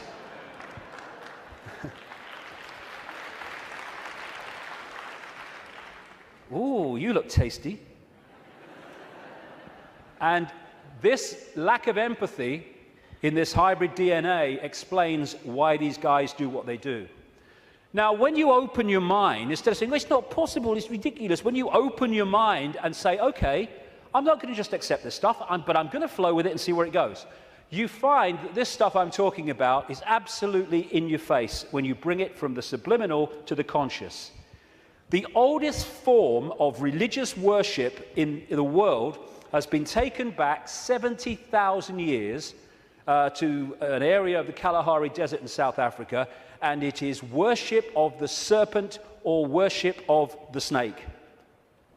This man, Reverend John Bathurst Dean, wrote a book, very, very good book, 1933, called Worship of the Serpent, in which he studied serpent worship around the world. This was his conclusion. It appears then that no nations were so geographically remote or so religiously discordant, but that one and only one superstitious characteristic was common to all, that the most civilized and the most barbarous bowed down with the same devotion to the same engrossing deity, and that this deity either was or was represented by the same sacred serpent. It appears also that in most, if not all, the civilized countries where this serpent was worshipped, some fable or tradition which involved its history, directly or indirectly, alluded to the fall of man in paradise, in which the serpent was concerned. What follows then, but that the most ancient account respecting the cause and nature of this seduction must be the one from which all the rest are derived, which represent the victorious serpent, victorious over man in a state of innocence and subduing his soul in a state of sin, as he would call it as a reverend, into the most abject veneration and adoration of himself. Like I say, wherever you go, it comes up. You find obvious representations of the serpent gods. These were found in graves of the Ubaid people that preceded Sumer in what we now call Iraq. These were the Nagas, the shape-shifting reptilian people of Asia. The Druids used to worship a serpent god called Hu. If you play that word through, Hu-man becomes serpent man, appropriately. The Egyptians used to worship serpent gods and represent their pharaohs as a result of that in this way. You had the cobra coming from the headdress there. You had the cobra head gear itself representing the snake. You had the belly of the cobra. The cobra is a constant common symbol of this serpent race. In Central America, you had Quetzalcoatl, the feathered serpent god, and the Mayan version of it was Kukulkan in places like Chichen Itza. Of course, right across Asia, Japan, China, etc., the very most dominant symbol of that part of the world is the dragon, which comes from this worship of the serpent gods. Folklore is full of serpent stories and what have you. When I first met Credo Mutwa, a long time ago now, he contacted me when I was going around South Africa, this Zulu shaman, the official historian of the Zulu nation, because he'd read in a book called The Biggest Secret that I'd introduced this reptilian stuff for the first time. And he said, Mr. David, how do you know? How do you know about the Chitahuri? And I didn't know about the Chitahuri. Tell me. And he told me the story of African history where the Chitahuri, which translates as children of the serpent or children of the python, had taken over the world in the very same way that other parts of the ancient world described it. This is a painting that he did of one type of this Chitahuri from ancient and modern accounts. And he showed me this called the Necklace of the Mysteries. It says a necklace, it's very, very heavy, copper, and it goes on your shoulders. How he keeps it on his shoulders, I'll never know, it's so heavy. And he uses it as the historian of the Zulu nation, the symbols hanging from it, to tell the story of Africa and the world in general. And pride of place on the front is a non-human entity with a willy in come and get me mode and a human woman. And I said to him, what's all that about? And he said, this is symbolic of the interbreeding of the Chitahuri and humans to create these hybrid bloodlines, these children of the serpent. And then I asked him, oh, by the way, that's copper now, but in the original, and this Necklace of the Mysteries, by the way, is mentioned in accounts 500 years old, and Credo reckons it's about 1,000 years old, and it has a flying saucer on it, very clearly, a flying saucer hanging from it, which the storytelling says that's how the Chitahuri came here. Anyway, this is copper now, but it used to be gold. Someone stole it, and they couldn't afford to put gold back, and that takes us to North Africa and Egypt, and the base story of the Egyptian myths, and that's the golden penis of Osiris, which all relates into this golden bloodline, this special bloodline. And when I said to Credo, why is it not reptilian, he said, because the Chitahuri, and this is a theme I've found all over the place, the Chitahuri said you must not portray us as we really are. Some people did, most people didn't. They had to do it symbolically, so they made it absolutely, obviously not human, but not reptilian for fear of the consequences. And when I was writing the new book, Human Race, Get Off Your Knees, I came across a work in progress, I think it's finished now, by a man called Pierre Sabac, and he was producing a book called The Murder of Reality. And Pierre Sabac spent 7 years nearly pouring through dictionaries. He's crazy about words and derivatives, pouring through dictionaries and what have you, of all these different peoples and different languages and different eras. And he put together the fact that the language, the very language, if you follow the derivatives back from the language we use now and their origins, where the words came from, tell the story of this reptilian serpent god race taking over humanity, and also how they used to symbolize this race for reasons I've just said, not as they really were, but as eagles, as hawks, as owls, as angels. If you take the word angel back to its origin in Sabac's research, you get a word meaning snake or serpent. And so we have the eagle on so many countries' flags and logos, including the United States most famously. You have the owls invariably with the goddess of Babylon, Semiramis or Ishtar.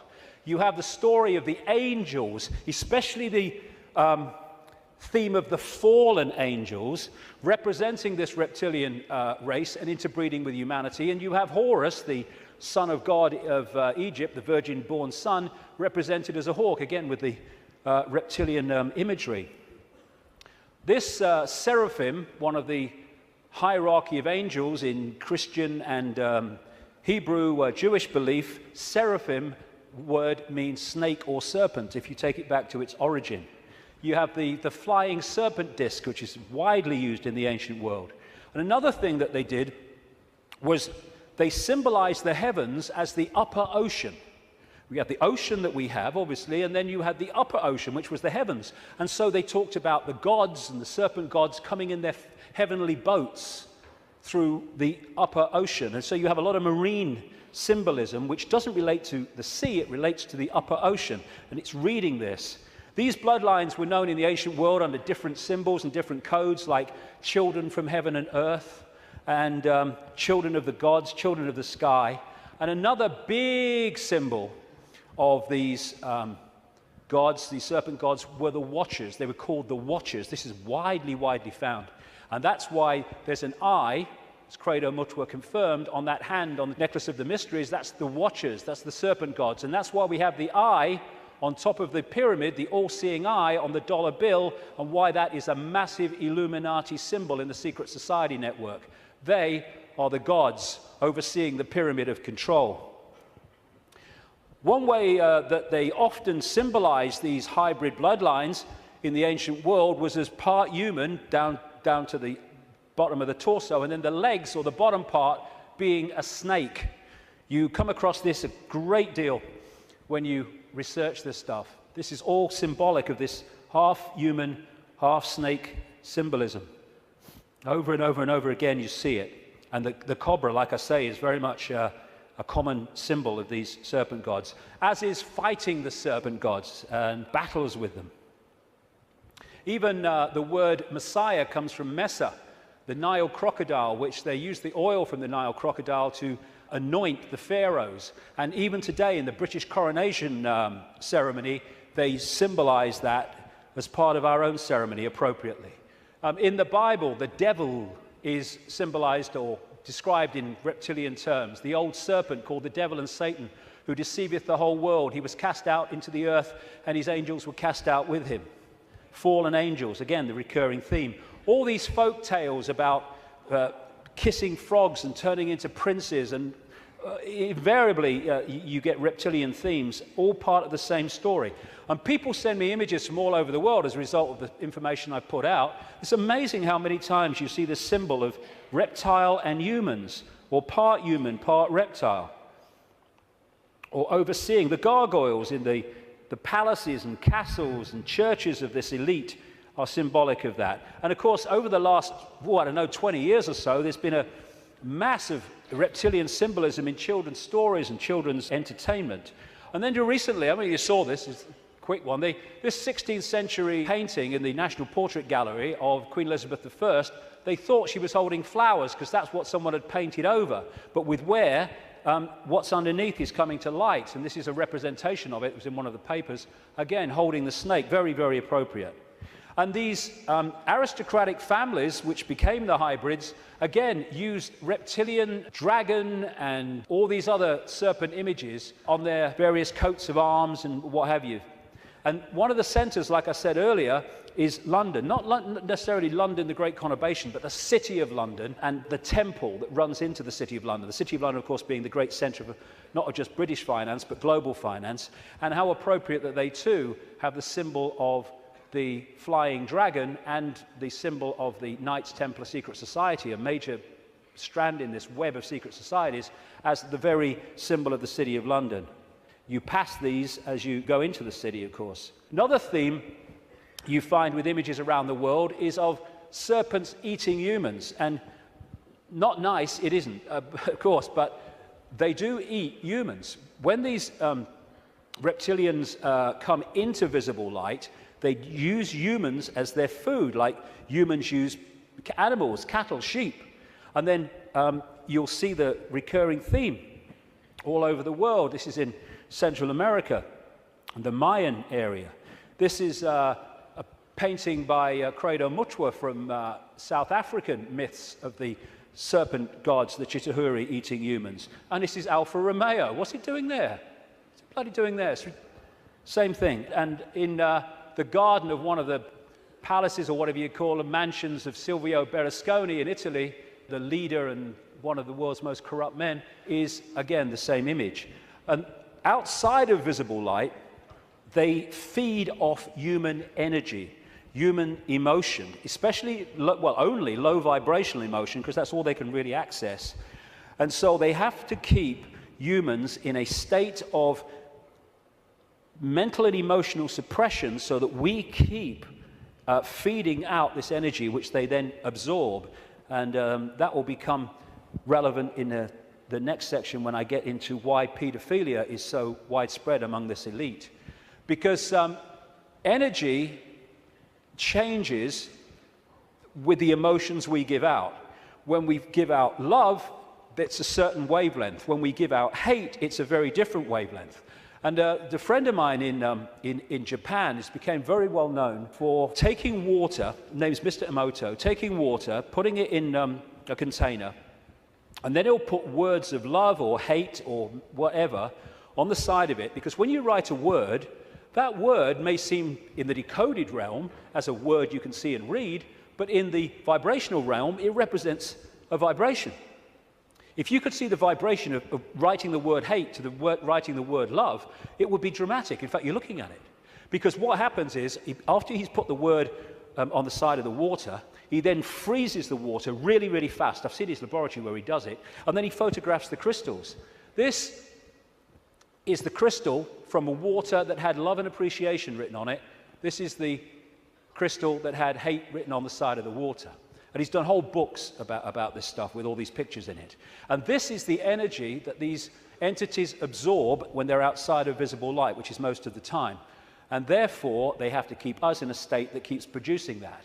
All this vampire stuff, because they drink human blood with invisible light because it carries the human genetic code and allows them to hold their vibrational compatibility with this reality for longer before they have to get the hell out of it. That's why they drink so much blood.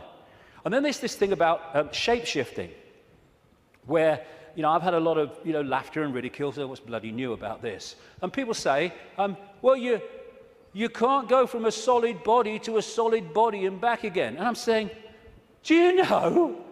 I agree with you. Of course you can't. But that's not what's happening, because there is no solid body. It's all happening as a decoding system. There is no solidity. So what shape-shifting is you have a situation like this, and the front dominating from our perception of observation energy field is the human one. So we look at George Bush or somebody, and we see a human.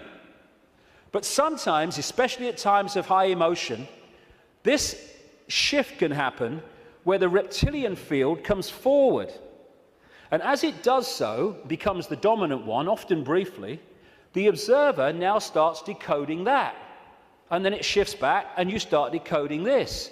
And to the observer, decoding that shift, creating the holographic reality in their head, which is where everything happens, to their observation, someone's gone from a human to a reptilian, and then back to human again. It's not, of course, shifting solidity. She's a hologram like we're all holograms, and they can shift. This is where shape-shifting happens, what we call physical shape-shifting, illusory, in our heads. So the road to tyranny began when these reptilians arrived. Before that, like I say, the world was very different. The golden age, the time when humans were just extraordinary before the suppression. And then came this energetic schism, this distortion in the information construct, which got played out into the holographic world as, on one level, as massive geological events, with volcanoes and storms and what have you. And of course, symbolized by Noah and the Great Flood, though there have been many of these, not just one. And Noah is simply a biblical version of much, much older stories that tell exactly the same story of how the earth turned over, how there was a massive flood, tidal waves, what we would call today tsunamis, how there were great geological catastrophes and upheavals, and basically the world was, certainly the society that went before, was destroyed. It was a blank sheet of paper. And in this distortion, humans lost the power of the connection they had to higher levels of awareness. And this happened. We went from being part of the field, knowingly so, and to being taken over and suppressed by this reptilian race. Because once the blank sheet of paper was created by the geological catastrophe, and why that happened I'll come to not very long from now, the earth started to settle down, and when it settled down, then everything started to be rebuilt, but in a very, very different, much lower level than it was before. And there was the genetic manipulation too. And in China, unlike most other countries, you can't access vast tracts of the internet because the computer system has been firewalled off to stop Chinese people accessing that area of the internet that the authorities don't want them to see. What happened as a part of this intervention, I kind of mentioned it a little earlier, is that human genetics were manipulated to do exactly the same to us, to firewall off us from the level of reality that we could access before. So we went into this prison called visible light that we've been in ever since, and particularly isolated in the left side of the brain so that we only perceive through the five senses, and we can only see structure and language and hierarchy and all that stuff, and our potential dramatically reduced. And this world came as a result of it. And it's dominated by controlling human perception, by suppressing our true self and dictating what we bring into holographic reality. Okay, now let's go really crazy. I've had enough of only being half crazy. Let's do the bloody lot, eh?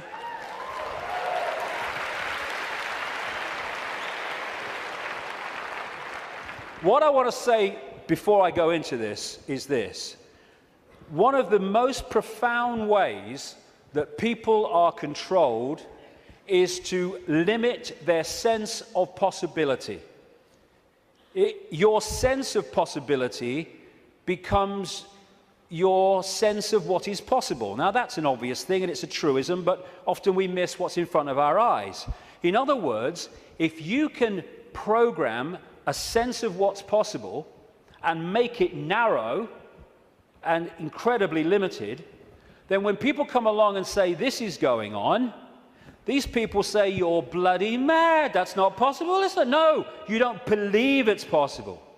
Talking to some of the insiders that I have over the years, and talking to other people who've done the same, there is a feeling among some of them that these entities technologically, and I keep emphasizing, there's not that many of them compared with humans, and so therefore they have to keep out of sight, and that's one of the reasons, that major reason they want to cull the global population, because it's out of hand from their point of view. Well, stick around, it's going to be out of hand a bit more very soon. But they reckon, some of them, that this technology that these people are working with, these entities are working with, is like 10,000 years ahead of where we are.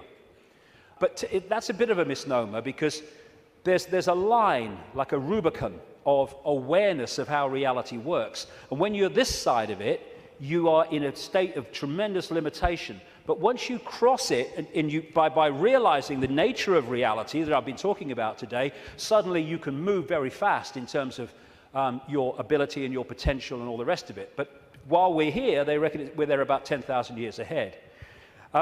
So we're dealing not with what we can do, but with what very advanced technological entities will do. Not spiritually advanced, intellectually, technologically advanced. What happened was that I was writing this latest book, and I sat down one morning. I've had one or two thoughts about this before, but they've come and gone. But I sat down one morning at the computer to start writing, and it was like, I've had this so many times in my life in the last 20 years, was like an energy field descends upon me, and suddenly I just knew the moon was not what it seems to be. It wasn't the heavenly body, the natural phenomenon that we believe that it is. And from that moment, information started to come to me in the five-sense world, pointing to exactly that. Again, we come back to that line 20 years ago. Knowledge will be put into his mind, and at other times he will be led to knowledge. This combination has been constantly repeating, and it gets more and more powerful. First, I get an insight out of nowhere. The moon's not real. Where's that come from? And then suddenly it starts. I went on the internet, and within 2-3 minutes, I was expecting to find nothing. I just put on a few words indicating the moon's not real in the sense that we think it is. And bingo, within 2-3 minutes or less, I'd found this book, Who Built the Moon, by two researchers who've written other books. One of them an investigation into Freemasonry. And this book details the extraordinary anomalies relating to the moon. And they came to the conclusion, and I absolutely bloody agree with them, and a bit more than that too, as I'll come to later, that this is what we're looking at. The geometrical connections and everything, and the mathematics and the relationship between them in terms of size and position is just mind-blowing. And what I'm suggesting, and I'm not alone over the years at this level of it, though I think I might be alone at the next bit, I'll come to in a second or a few minutes. I've been there before, I don't mind. Is that the moon is actually a hollowed-out planetoid by a very, very advanced race, and it was brought here to take the Earth over. And what they do, this seems to be a modus operandi. They bring these moons in, and as they bring them in, they fundamentally affect the Earth. I mean, the Earth is at the spin it is and is at the angle it is because of the moon.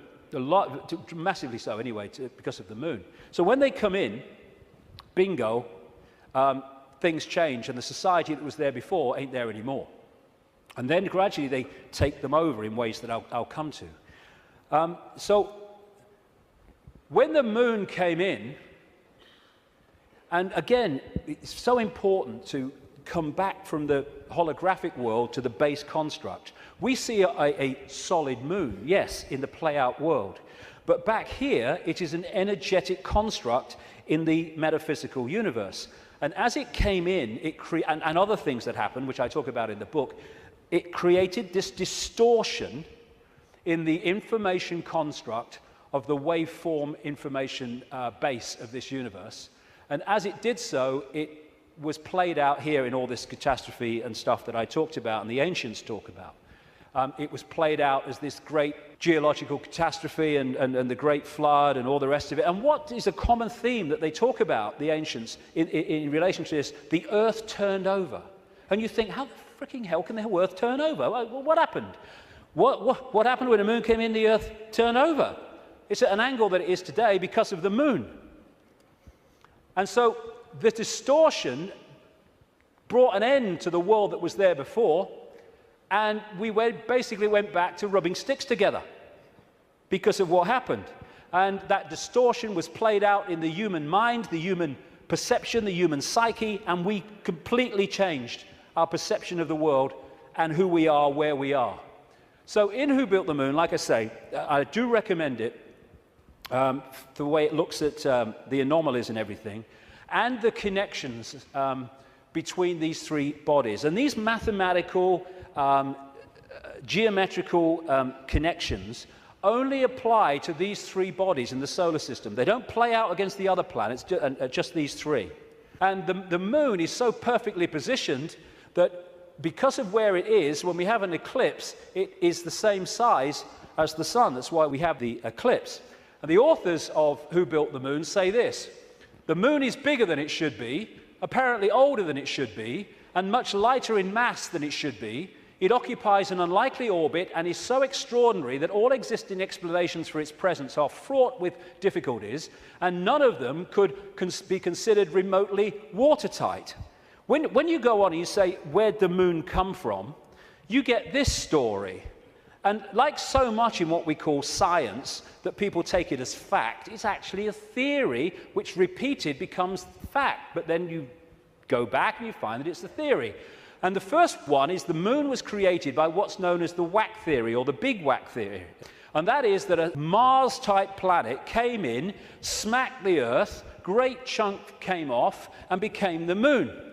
When the physics of that didn't work out, they came up with the double whack theory, where the Mars-type planet hit the Earth, bit comes off or whatever, and then the Mars-type planet thinks, well, I'll give him one with the right, I'll give you one with the left, comes back and whacks it again, the old 1-2. Talk about bloody desperate. And the truth is, and honest scientists will tell you, they have no bloody clue where the moon come from, and it shouldn't, by physics, be there. This guy, Isaac Asimov, a Russian professor of biochemistry, did a lot of writing on this sort of stuff, and he said this, quite rightly: we cannot help but come to the conclusion that the moon by rights ought not to be there. The fact that it is one of those strokes of luck almost too good to accept. Small planets such as Earth with weak gravitational fields might well lack satellites. In general then, when a planet does have satellites, those satellites are much smaller than the planet itself. Therefore, even if the Earth has a satellite, there would be every reason to suspect that at best it would be a tiny world, perhaps 30 miles in diameter. But that is not so. Earth not only has a satellite, but it is a giant satellite, 2,160 miles in diameter. How is it then that that tiny Earth has one? Amazing. Some scientists don't even talk about a planet-satellite relationship, but a planet-planet relationship. The moon's bigger than Pluto. The best explanation for the moon is observational error. The moon doesn't exist, that scientist said. Another one from NASA: it seems easier to explain the non-existence of the moon than its existence. And then we get the hollow moon. This is what I'm saying, and others have said, is that it's a hollowed out planetoid. In November 1969, the moon was hit by a lunar module to the equivalent of 1 ton of TNT. The shock waves built up, and NASA scientists said the moon rang like a bell. Maurice Ewing, a co-director of the seismic experiment, told the news conference, "As for the meaning of it, I'd rather not make an interpretation right now, but it is as though someone had struck a bell, say in the belfry of a church, a single blow, and found that the reverberation from it continued for 30 minutes. It got a bigger smack eventually, which I'll come to. Frank Press from the Massachusetts Institute of Technology, MIT, said that for a rather small impact to produce an effect that lasted for 30 minutes was quite beyond the range of our experience. This is a guy called Gordon MacDonald. He said in the early 1960s, it would seem that the moon is more like a hollow than a homogeneous sphere. And this guy from MIT said the lunar orbiter experiments had vastly improved knowledge of the moon's gravitational field and indicated the frightening possibility that the moon might be hollow. Now we'll come to this bigger whack. A launch vehicle struck the moon with the equivalent of 11 tons of TNT, and NASA scientists said the moon reacted like a gong and continued to vibrate for 3 hours and 20 minutes to a depth of up to 25 miles. Ken Johnson, a supervisor of the Data and Photo Control Department during the Apollo missions, told Who Built the Moon author Alan Butler that the moon not only rang like a bell, but the whole moon wobbled in such a precise way that it was almost as though it had gigantic hydraulic damper struts inside it.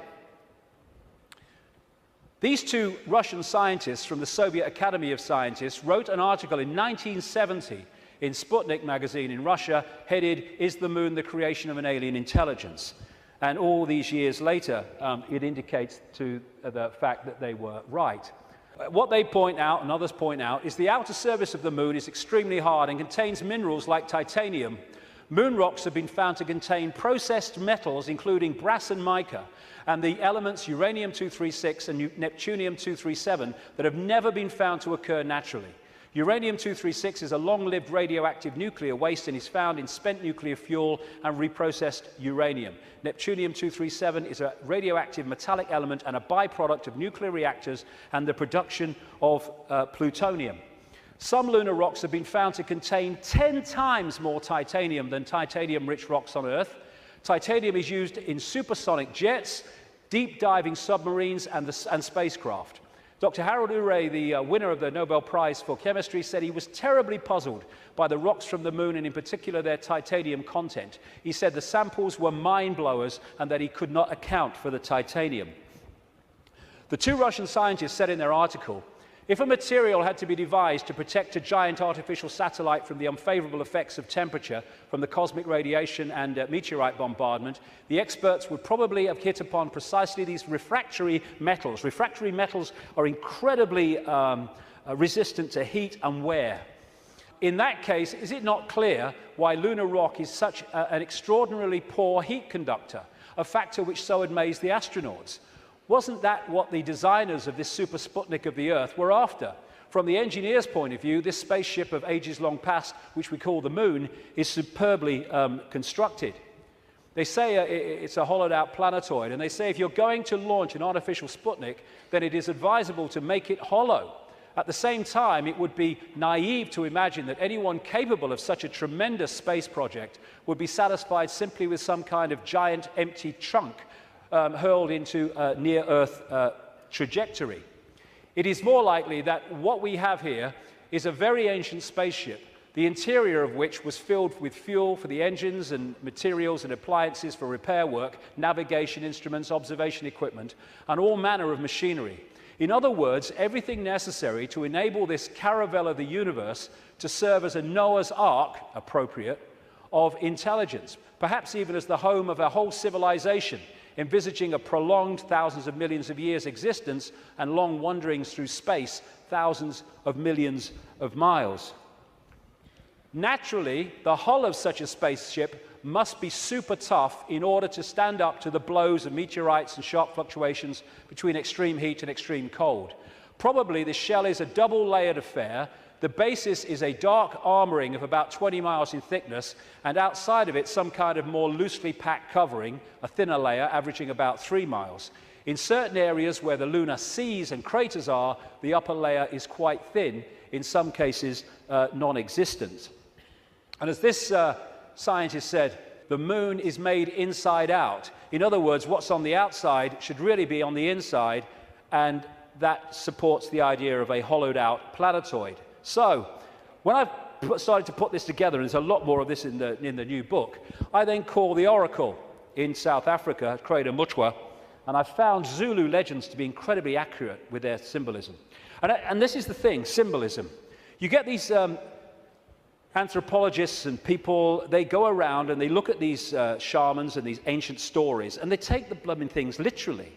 Now, like I said earlier, we now have the tools which make it easier for us, because technology is mirroring reality, therefore we have the analogies. When these ancient stories were put together, they didn't have that. They had to try to get their point across in simple ways that people of that time could relate to. So they used symbolism. So when I read around Crater Mutwa, I didn't tell him anything that I'd put together or come across or thought. I just said to him, can you tell me any Zulu legends about the moon? And he said, yes, we consider the moon to be an egg. Now, when you take that literally, you say, the moon's an egg, the anthropologists, the primitive people you know. But no, they symbolize it as an egg for a reason. And this is what he said. The legends, the Zulu legends, say that the moon was brought here hundreds of generations ago by two brothers, Wawani and Umpanku, who were the leaders of the Chitahuri. They were known as the Water Brothers and had, quote, scaly skin like a fish.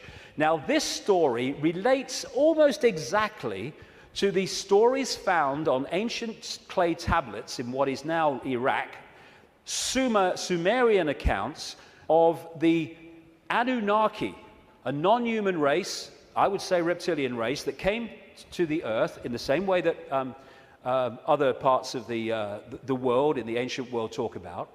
And the Anunnaki, according to these accounts, were led by two brothers called Enki and Enlil. And at least one of them, Enki, was symbolized under another name too as in relation to water, exactly the same as this.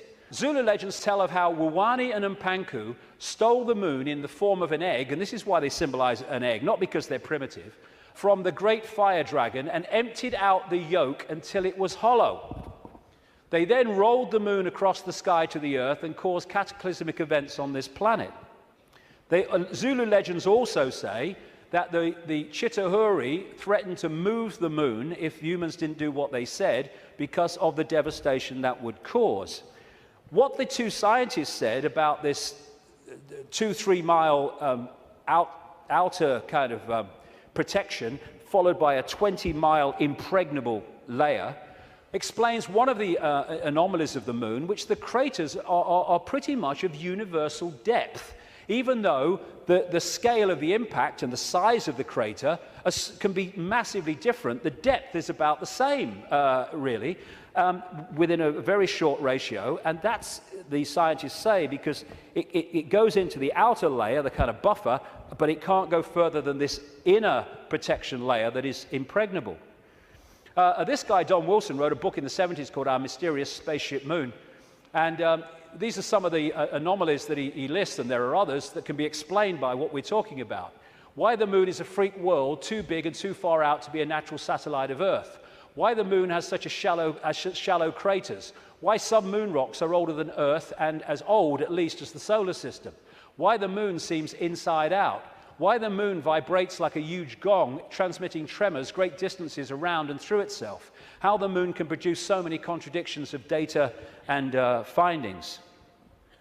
And I think it was in 2001, there was a series of people who spoke at the National Press Club in Washington, who were insiders of government projects and space projects, etc., who came out to give evidence on things that they saw and were covered up and have never come to light. And one of them was this man, Sergeant Carl Wolf. He was a precision electronics photographic equipment engineer based at the Langley Air Force Base in Virginia. That's the CIA Air Force Base. One of the planes in 9/11 flew out of that and never got there, wasn't meant to.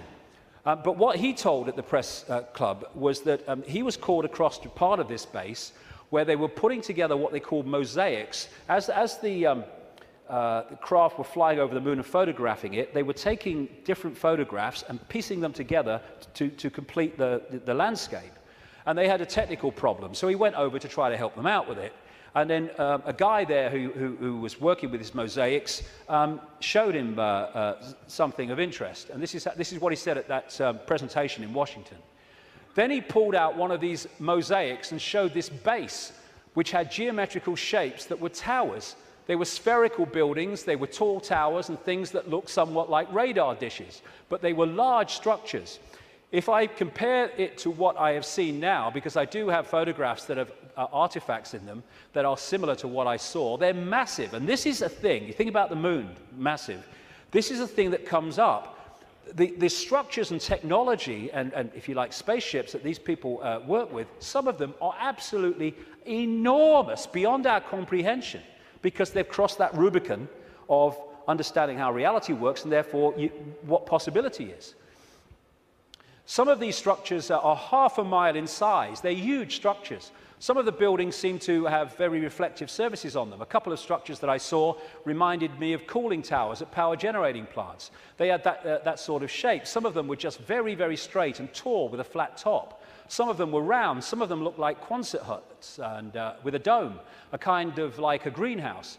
The particular shot that I saw, there were several clustered together over the landscape, a fairly large landscape. And other people at that press club presentation talked about how NASA systematically smudged out or removed any non-natural artifacts that they showed on the surface of the moon.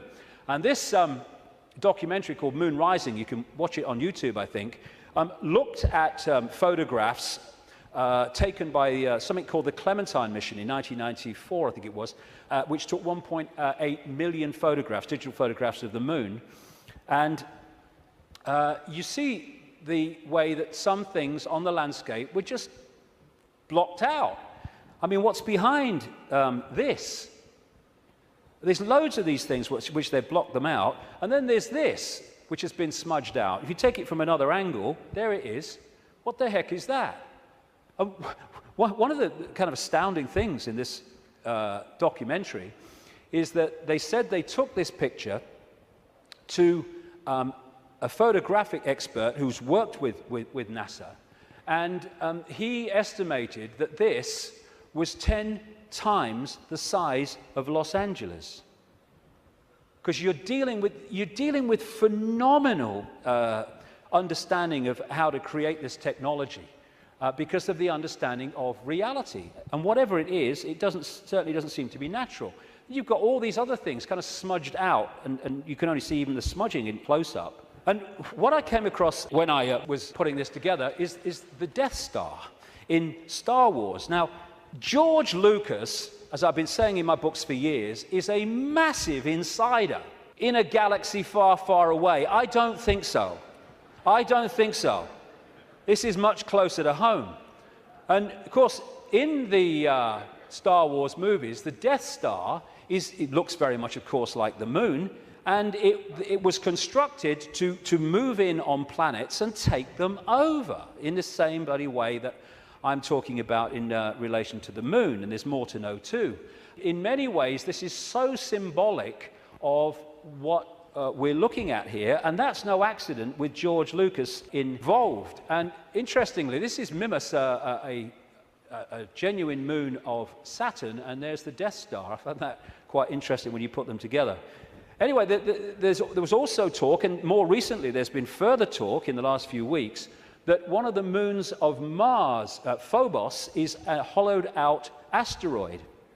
This guy said a long time ago in '63, chief of applied mathematics at NASA, that Phobos might be a colossal base orbiting Mars, and like I say, that's come back into the debate that it could be. And again, one of the Star Trek episodes was about a hollowed-out planetoid that became, in effect, a spacecraft, a world, and inside it. And so much of this science fiction that puts this stuff in our face as fiction ain't fiction at all. They're getting it from fact. So, like I say, there's not just incredible synchronicity in mathematics and size and position between these three bodies, but as the authors of Who Built the Moon point out, there's great synchronicity between things like Stonehenge and other megalithic structures and these three bodies, particularly the moon. And one of the things they point out is that the measurement, which a guy called Alexander Thom came up with, an engineer who studied all these sites in Britain and Europe, like Stonehenge, called the megalithic yard, which is a kind of a certain length. And he said that all these major, especially Stonehenge and things like that, broke down into these megalithic yard mathematics. And what the authors of this book are saying is that the moon breaks down to the same mathematics. This is what they say. This all seemed very odd. The megalithic structures that were built across Western Europe were frequently used to observe the movements of the sun and the moon. But how could the unit of measure upon which these structures were based be so beautifully integer to the circumference of these bodies as well as the Earth? Well, maybe because those that built Stonehenge and these megalithic structures in the ancient world, some of which we'd struggle to build now, were also those controlling the moon. And okay, this could be controversial, but, you know, I've been known to be. I think that these structures were put there to suppress the Earth's energy grid for reasons I'll come to in a moment, because we are interacting with this energy field all the time. And how do you control all the fish at once? You control the sea they're swimming in. And the way to control humanity and suppress humanity is to suppress the energy field and the energy and information available in that field that we can access. And these fantastic structures were not done by humans alone, let's say that. Now, this is where I am probably alone for the moment. I don't think I will be forever, but there you go. When I was, I do this more in detail in the book, but I'm trying to connect dots here. What I came across when I was putting all this together, again, was something I've termed the moon matrix. The first section today is absolutely crucial to understanding how this can work. The moon matrix is a broadcast frequency coming from the moon, which has, in effect, hacked in to the human body computer and to the virtual reality universe in general, and has created a sub-reality within the wider virtual reality. Because, I keep saying it, but it's important. We see the moon as physical, but actually its base construct, like everything else in this reality, is waveform information. And I would say, and of course I think this is going to become more obvious as the years pass, I would say the moon is actually not just what we've talked about so far, but it's an interdimensional portal through which entities and energies can come out of one reality through into this one. It's their means of entry. Its position, so perfect, as you'll see if you read not just my new book, but Who Built the Moon. Its position in relation to the moon and the sun is so perfect because that has an effect on creating this sub-reality. I'm saying that this frequency is broadcast from the moon and has created a sub-reality which we are constantly decoding, and that the genetic manipulation of humanity, so widely described by the ancients, was to take this body computer and tune it in, connect it to this frequency range I'm calling the moon matrix. This is Neil Haig's concept of moonopoly. This is the world, the structure that we are experiencing. This box recurring round and round limited world. And I am suggesting that we are being massively influenced. In fact, we have been turned into a hive mind by these broadcasts, which are holding us in a sense of limitation, to the point where it operates as a default mechanism. Soon as you start to awaken, if you don't keep it going and stick with it, then you'll default back, because the pressure of this moon matrix is pushing us into this tiny sense of limitation. So what virtual realities do is they basically hijack the five senses and get them to decode the information in the computer game and take it into reality. I'm saying that this moon matrix has done exactly the same, and it is part of the modus operandi of how planets are taken over in this way. Our five senses have been locked into something else, and we're decoding a fake reality. Basically, we are connected to this symbolically, which is a hive mind, which is why we are so herd-like when we weren't before. You know, and if people are going, whoa, okay, what? Just stick with me, because the layers will go on. What I've been talking about today is the fact that this base vibration from the black holes goes through this cycle, and it elicits different information in the form of photons from the suns, which we decode, and the reality changes. We go through different epochs.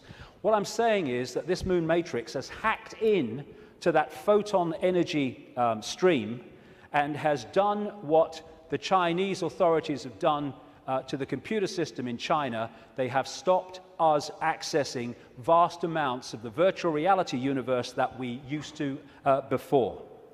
Now, if anyone thinks this is fantastic, that we could see things that aren't really there and not see things that aren't there, this is a New Scientist. America has just switched from analog to digital television.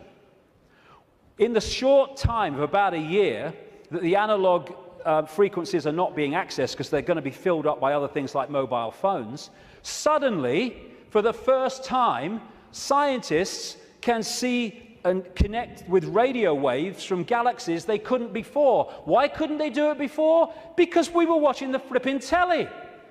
Prior to the switchover in America, naturally occurring radio waves at frequencies between 700 and 800 megahertz were obscured by analog TV signals, preventing astronomers from investigating the universe using this band.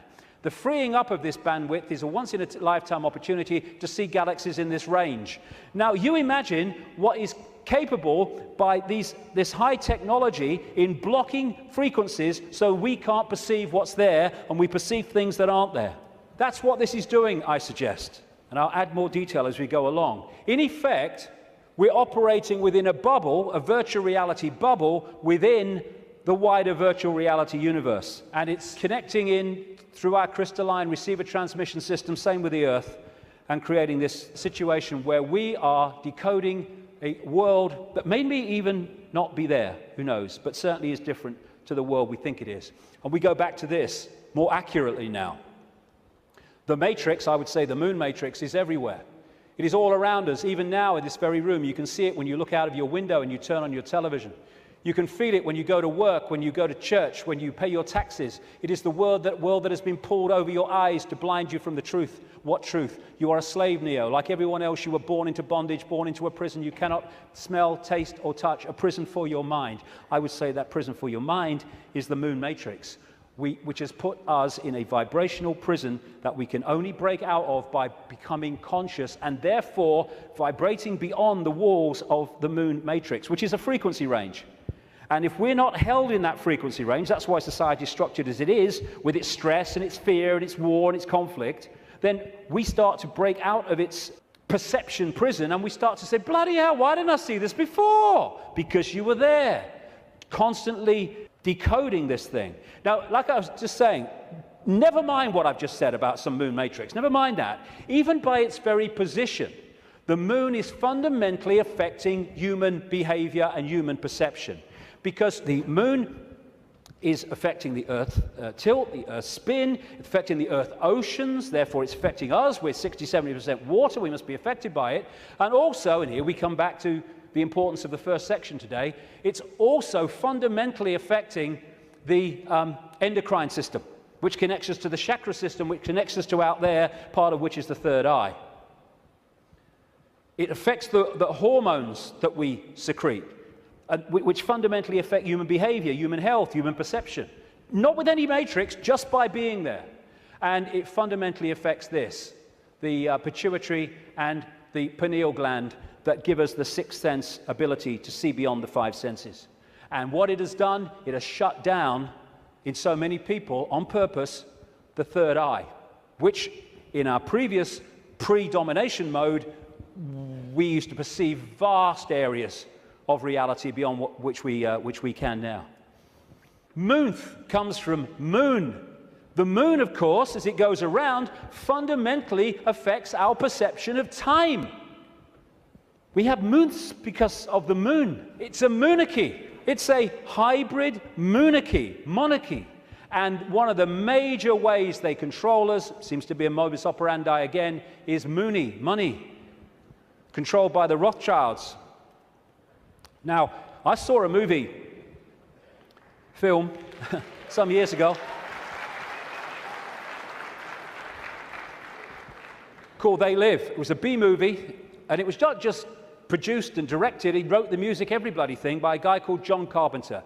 You follow John Carpenter's movie-making history, and you will see that he bloody knows a great deal. He'll say he doesn't, he bloody knows a great deal. He does movies and horrors and Satanism and all this stuff, and he did this movie called They Live, and I thought it was very symbolically accurate when I first saw it, but now it's unbelievably accurate.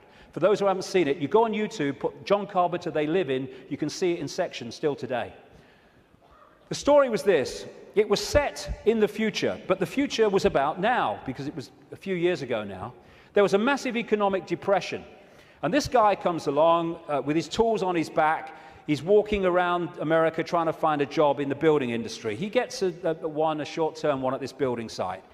At the end of the day, one of the other builders said, do you have anywhere to stay? Because there's a massive economic depression. People are living in tent cities and corrugated iron makeshift villages on wasteland. Exactly what's happening in America now, incidentally.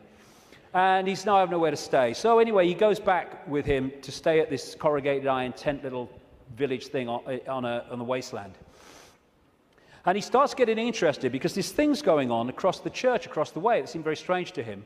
And the villagers mocked up some kind of television in a kind of Heath Robinson way. And when they're watching the television, suddenly it breaks out of the main channel, and there's just a man's face on the screen saying, they're here, they're controlling, you don't know, all that stuff. And then there's a police state raid on this village and on this church. And they bring the bulldozers in and the police and the helicopters, and they destroy the village. And this builder guy gets away, and he comes back, and he goes snooping around the church, and he finds some cardboard boxes. And he grabs one, and runs into a back passage behind buildings, and he opens the box wondering what's in it. And there's sunglasses. And he's disappointed. Sunglasses? What are all these sunglasses in a church for? So he thinks, oh, I'll have one. He puts them in his pocket, throws the others away, walks off into the street. And that's where we pick him up. When he puts these sunglasses on, suddenly the world looks very, very different. It looks like this. He starts to realize that there are people that look human to his naked eye that are anything but human when he puts these sunglasses on. Not only that, where he's seeing adverts with his naked eye, drink Coca-Cola, holiday in Jamaica or whatever, what he can see with the glasses on is subliminal instructions: conform, stay asleep, consume, watch TV, submit, and all the rest of it. All on levels that he can't see. Other people who haven't got the glasses, they're interacting with various people, but he can see are not human.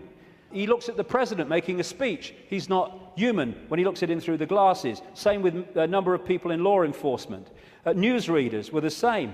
And where it goes is that at the end of the movie, they realize that the reason that people cannot see without the glasses, what he can see, is because there is a frequency being transmitted from the top of a television tower, which is preventing the population seeing what they would normally see if that frequency wasn't being broadcast. And what they do is they break the broadcast frequency, they stop the dish working, and people are sitting in bars, and suddenly they can now see the guy next to them's not human. What a bloody laugh that would be, wouldn't it? And there's people out having sex and then realizing, hey, I didn't really come home with you. Tell you the funny thing, a lady in Canada told me this story happened to her. I spoke in Canada years ago now, and I met this lady. She was a power-dressing businesswoman, you know, very of this world. But she'd had this experience, and she was shaking when she told me the story. She said that she got this boyfriend who had a dark side, she said, that he knew about and he was trying to deal with. And they come home, and they go into the bedroom, and there was a shelf at top of her bed, and standing there was the book, The Biggest Secret, which for the first time I introduced this reptilian thing. He then goes crazy, she said, when he sees the book.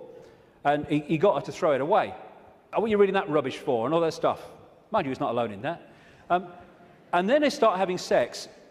And he's kind of on top of her. And she said, I had my hand on the bottom of his back. And suddenly he started getting very, very violent. And I started getting frightened. And she said, then my hand was pushed back. And she said, I looked over his shoulder. And my hand had been pushed back by a tail. He sprouted a tail. She said, I screamed, threw him off. And for a second or two in front of me, he was totally reptilian, and then morphed back to human and ran out of the house, never seen him again.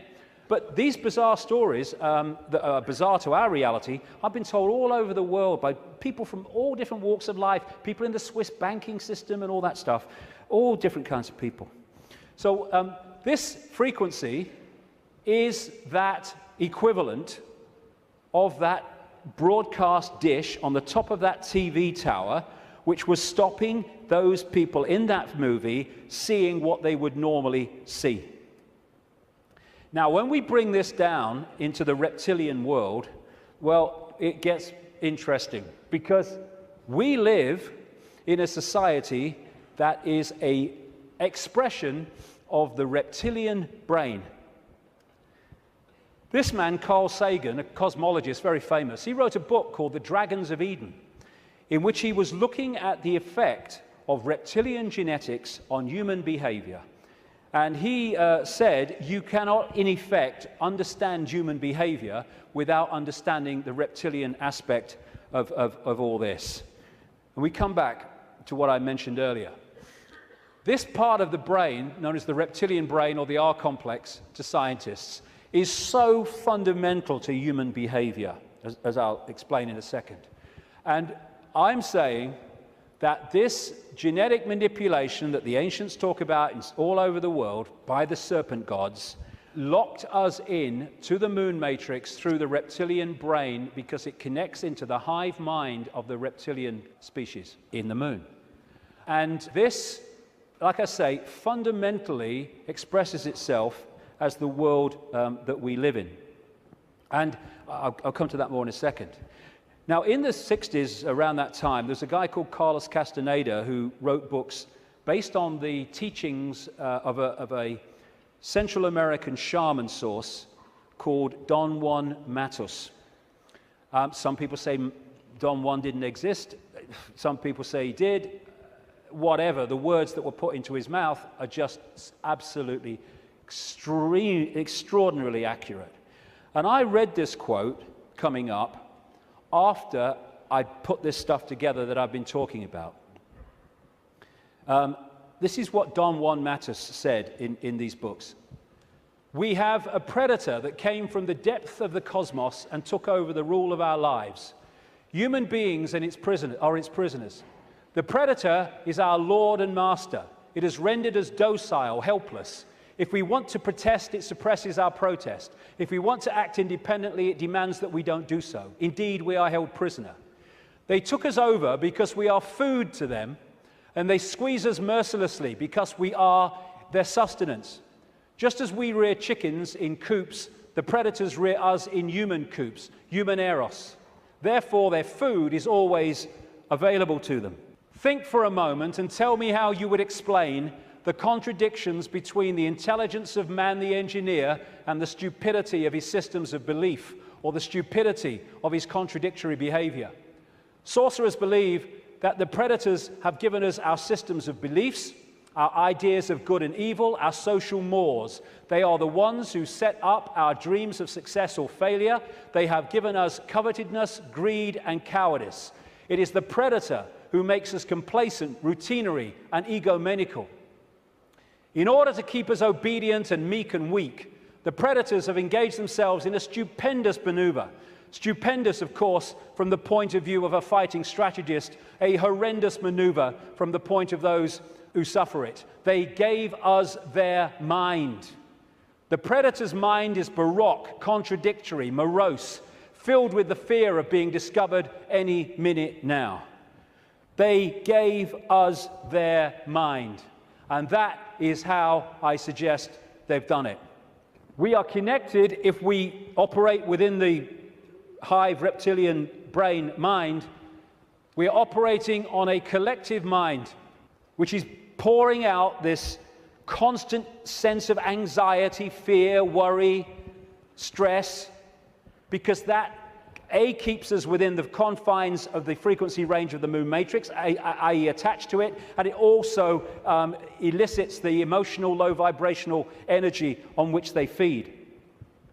Behind all these pyramids of banking, medicine, religion, business, politics is the reptilian hive mind.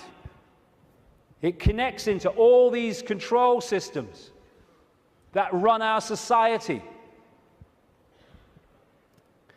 And now let's look at the character traits of the reptilian brain. Is this our society or what? This is mainstream science, by the way. From the reptilian brain, we get primitive and emotional responses, cold-blooded behavior, lack of empathy, if not balanced out by other parts of the brain, and territoriality. This is mine. Get out. A desire to control, an obsession with hierarchical structures of power. Aggression, might is right, winner takes all. And it is dominating our sense of reality and our reaction and responses to events and other people. This is the word that sums up the reptilian brain: survive, survival. It doesn't think, it hasn't got the ability to think, it reacts. That's why it can react so fast. There are good things about it. When you're driving along in your car and someone walks in front of you, what rams the anchors on immediately, without thinking, instantly, is the reptilian brain. But when that starts to impact on other parts of our behavior and our lives, then it becomes a very negative thing indeed. It is the reptilian brain and its fear of not surviving. It's always scanning the environment for threats. Not just physical threats, but threats on other levels of our experience, which I'll explain in a second. And therefore, the targeting of the reptilian brain and the constant triggering of it is what gives us this constant fear, this constant stress, worry that goes on in all areas of our lives. Will I meet the rent at the end of the month? Oh my God, will I lose my job? Oh my God. And the more that we can be put in fear, here we go, the more we operate in the reptilian brain. That's why we're constantly given reasons to fear and to be anxious. Be afraid, be very afraid. The big bad monster's coming as soon as we've invented him. And when he's gone, we'll have another. Terrorism, global warming, swine flu, the economy, I don't look like her, I don't look like him, Constant reasons to fear.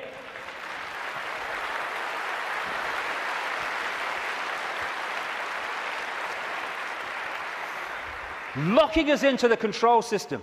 And it's not just physical survival. It's survival of status, of power, of reputation, superiority, intellectual preeminence. Acquiescence to a hierarchy and authority is another aspect of the reptilian brain. I know my place. And you know, when you put information out that challenges the status quo view of scientists and academics, they react vehemently. Why? Because the reptilian brain's kicked in. Survival of their reputation, survival of their belief system. When you put out information that challenges people's religious beliefs, not you're saying you're wrong and all that stuff, you're just saying here's some information, which if it's true, that can't be right. They vehemently attack you. Why? Because the reptilian brain's kicked in, because the belief system is in danger of not surviving. Fear of money. Money is fundamentally reptilian brain. Two polarities of it. One, fear of not surviving, fear of not having enough to pay the rent, to eat. And on the other hand, you can get so locked into the reptilian brain, and this is what the hybrid bloodlines do, that you equate survival with far more than is necessary to survive. So you get people, especially in these bloodline networks, who have got more money than they could spend in 100 lifetimes, but they get up with the sun every morning to go and earn bloody more. It's an obsession, it's an addiction, and it's connected to the reptilian brain, which fundamentally drives our perception of reality. Don Juan Matus again. I know that even now, though you never have suffered hunger, you have food anxiety, which is none other than the anxiety of the predator who fears that at any moment now its maneuver is going to be uncovered and food is going to be denied. Through the mind, which after all is their mind, the predators inject into the lives of human beings whatever is convenient for them, and they ensure in this manner a degree of security to act as a buffer against this fear. Sorcerers of ancient Mexico reasoned, here we go, that man must have been a complete being at one point, with stupendous insights, feats of awareness that are mythological legends nowadays. And then everything seems to disappear, and we now have a sedated man. What I'm saying is, what we have against us is not a simple predator. It is very smart and organized. It follows a methodical system to render us useless. Modus operandi, done it many times. Man, the magical being that he is destined to be, he's no longer magical. He is an average piece of meat. There are no more dreams for man, but the dreams of an animal who is being raised to be a piece of meat, trite, conventional, imbecilic. This is what becoming conscious brings us out of. Control of perception is the bottom line of this conspiracy. You know, I'm all for exposing 9/11s and banking scams and engineered wars, but this is the bottom line. And if we miss it, then we're going round in circles and we'll get nowhere. Interestingly, the Zulu legends say that before the moon came, they used to worship the sun as female, and then everything changed. This change from perceiving the sun as female to worshipping it as male made possible the creation of warlike kings that took what they wanted by force. Everything changed when the perception of the sun changed, and the perception of the sun changed when the moon matrix kicked in and changed our perception of everything. And in so many ways, this Avatar movie, I'm not saying Cameron symbolized it like this, I'm saying what it symbolized to me. The blue people, who were in total harmony with everything else, I'm saying to me, are symbolic of humans as we were before the predator came. And then the American troops with their high technology, let's kill people, we want these resources, so let's just go and get them and destroy everything to do so. They symbolize to me this reptilian intervention. And they even have in the Avatar movie, of course, the concept of the possession of the blue people so that they could infiltrate their society while outwardly looking like they do and not being known to be who they are. These reptilians look down a different timeline to us because they're on a different wavelength. They're able to see further into what we call the future than we are. And therefore, if you access this network of secret societies, especially the inner circle, you can access the projected future of human society which this is planning.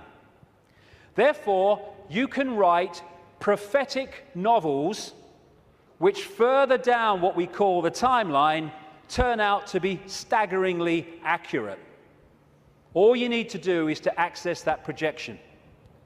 And you do it by accessing the Secret Society network. This, the Fabian Society in London, created in 1884, is one of those societies. The deeper inner core that have access to that timeline and that projected agenda. And this guy was one of them, a Fabian. And that's the Fabian logo, by the way. The wolf in sheep's clothing. Perfect. Perfect. It created, in effect, the Labour Party in Britain, and it influences massively the left, not only the left, but what we call the left centre of politics, not just in Britain, but in other countries. Australia, too, for instance, very, very powerfully.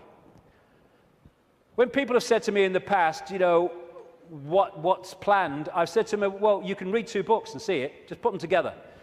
George Orwell's 1984 and Aldous Huxley's Brave New World. This was published in 1948, this was in 1932. Put the two together, this talks about the drugs and all the rest of it, and the mind control, this talks about the sort of police state. Put them together, you got it. They were incredibly prophetic.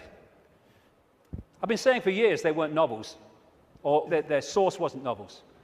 Turns out that Aldous Huxley taught French to a man called Eric Blair then, now George Orwell, at Eton College, and introduced him to the Fabian Society. And this was the knowledge base, plus no doubt others connected, where they got these concepts. And what they said all those decades ago, Huxley's case 1932, is now happening in incredible detail. And it seems that Orwell rebelled against what he heard and wrote 1984 to try to expose it. And some researchers suggest, they may well be right, that he called it 1984 when it was set kind of about now, because 1984 was the 100th anniversary of the creation of the Fabian Society. We've reached a point where these entities and their hybrid bloodlines, the Illuminati bloodlines, they think the takeover of humanity is almost complete. And when you look at it, it may seem to be that that's the case. They think the game is over. It's gone so far. They must be bloody joking. These people...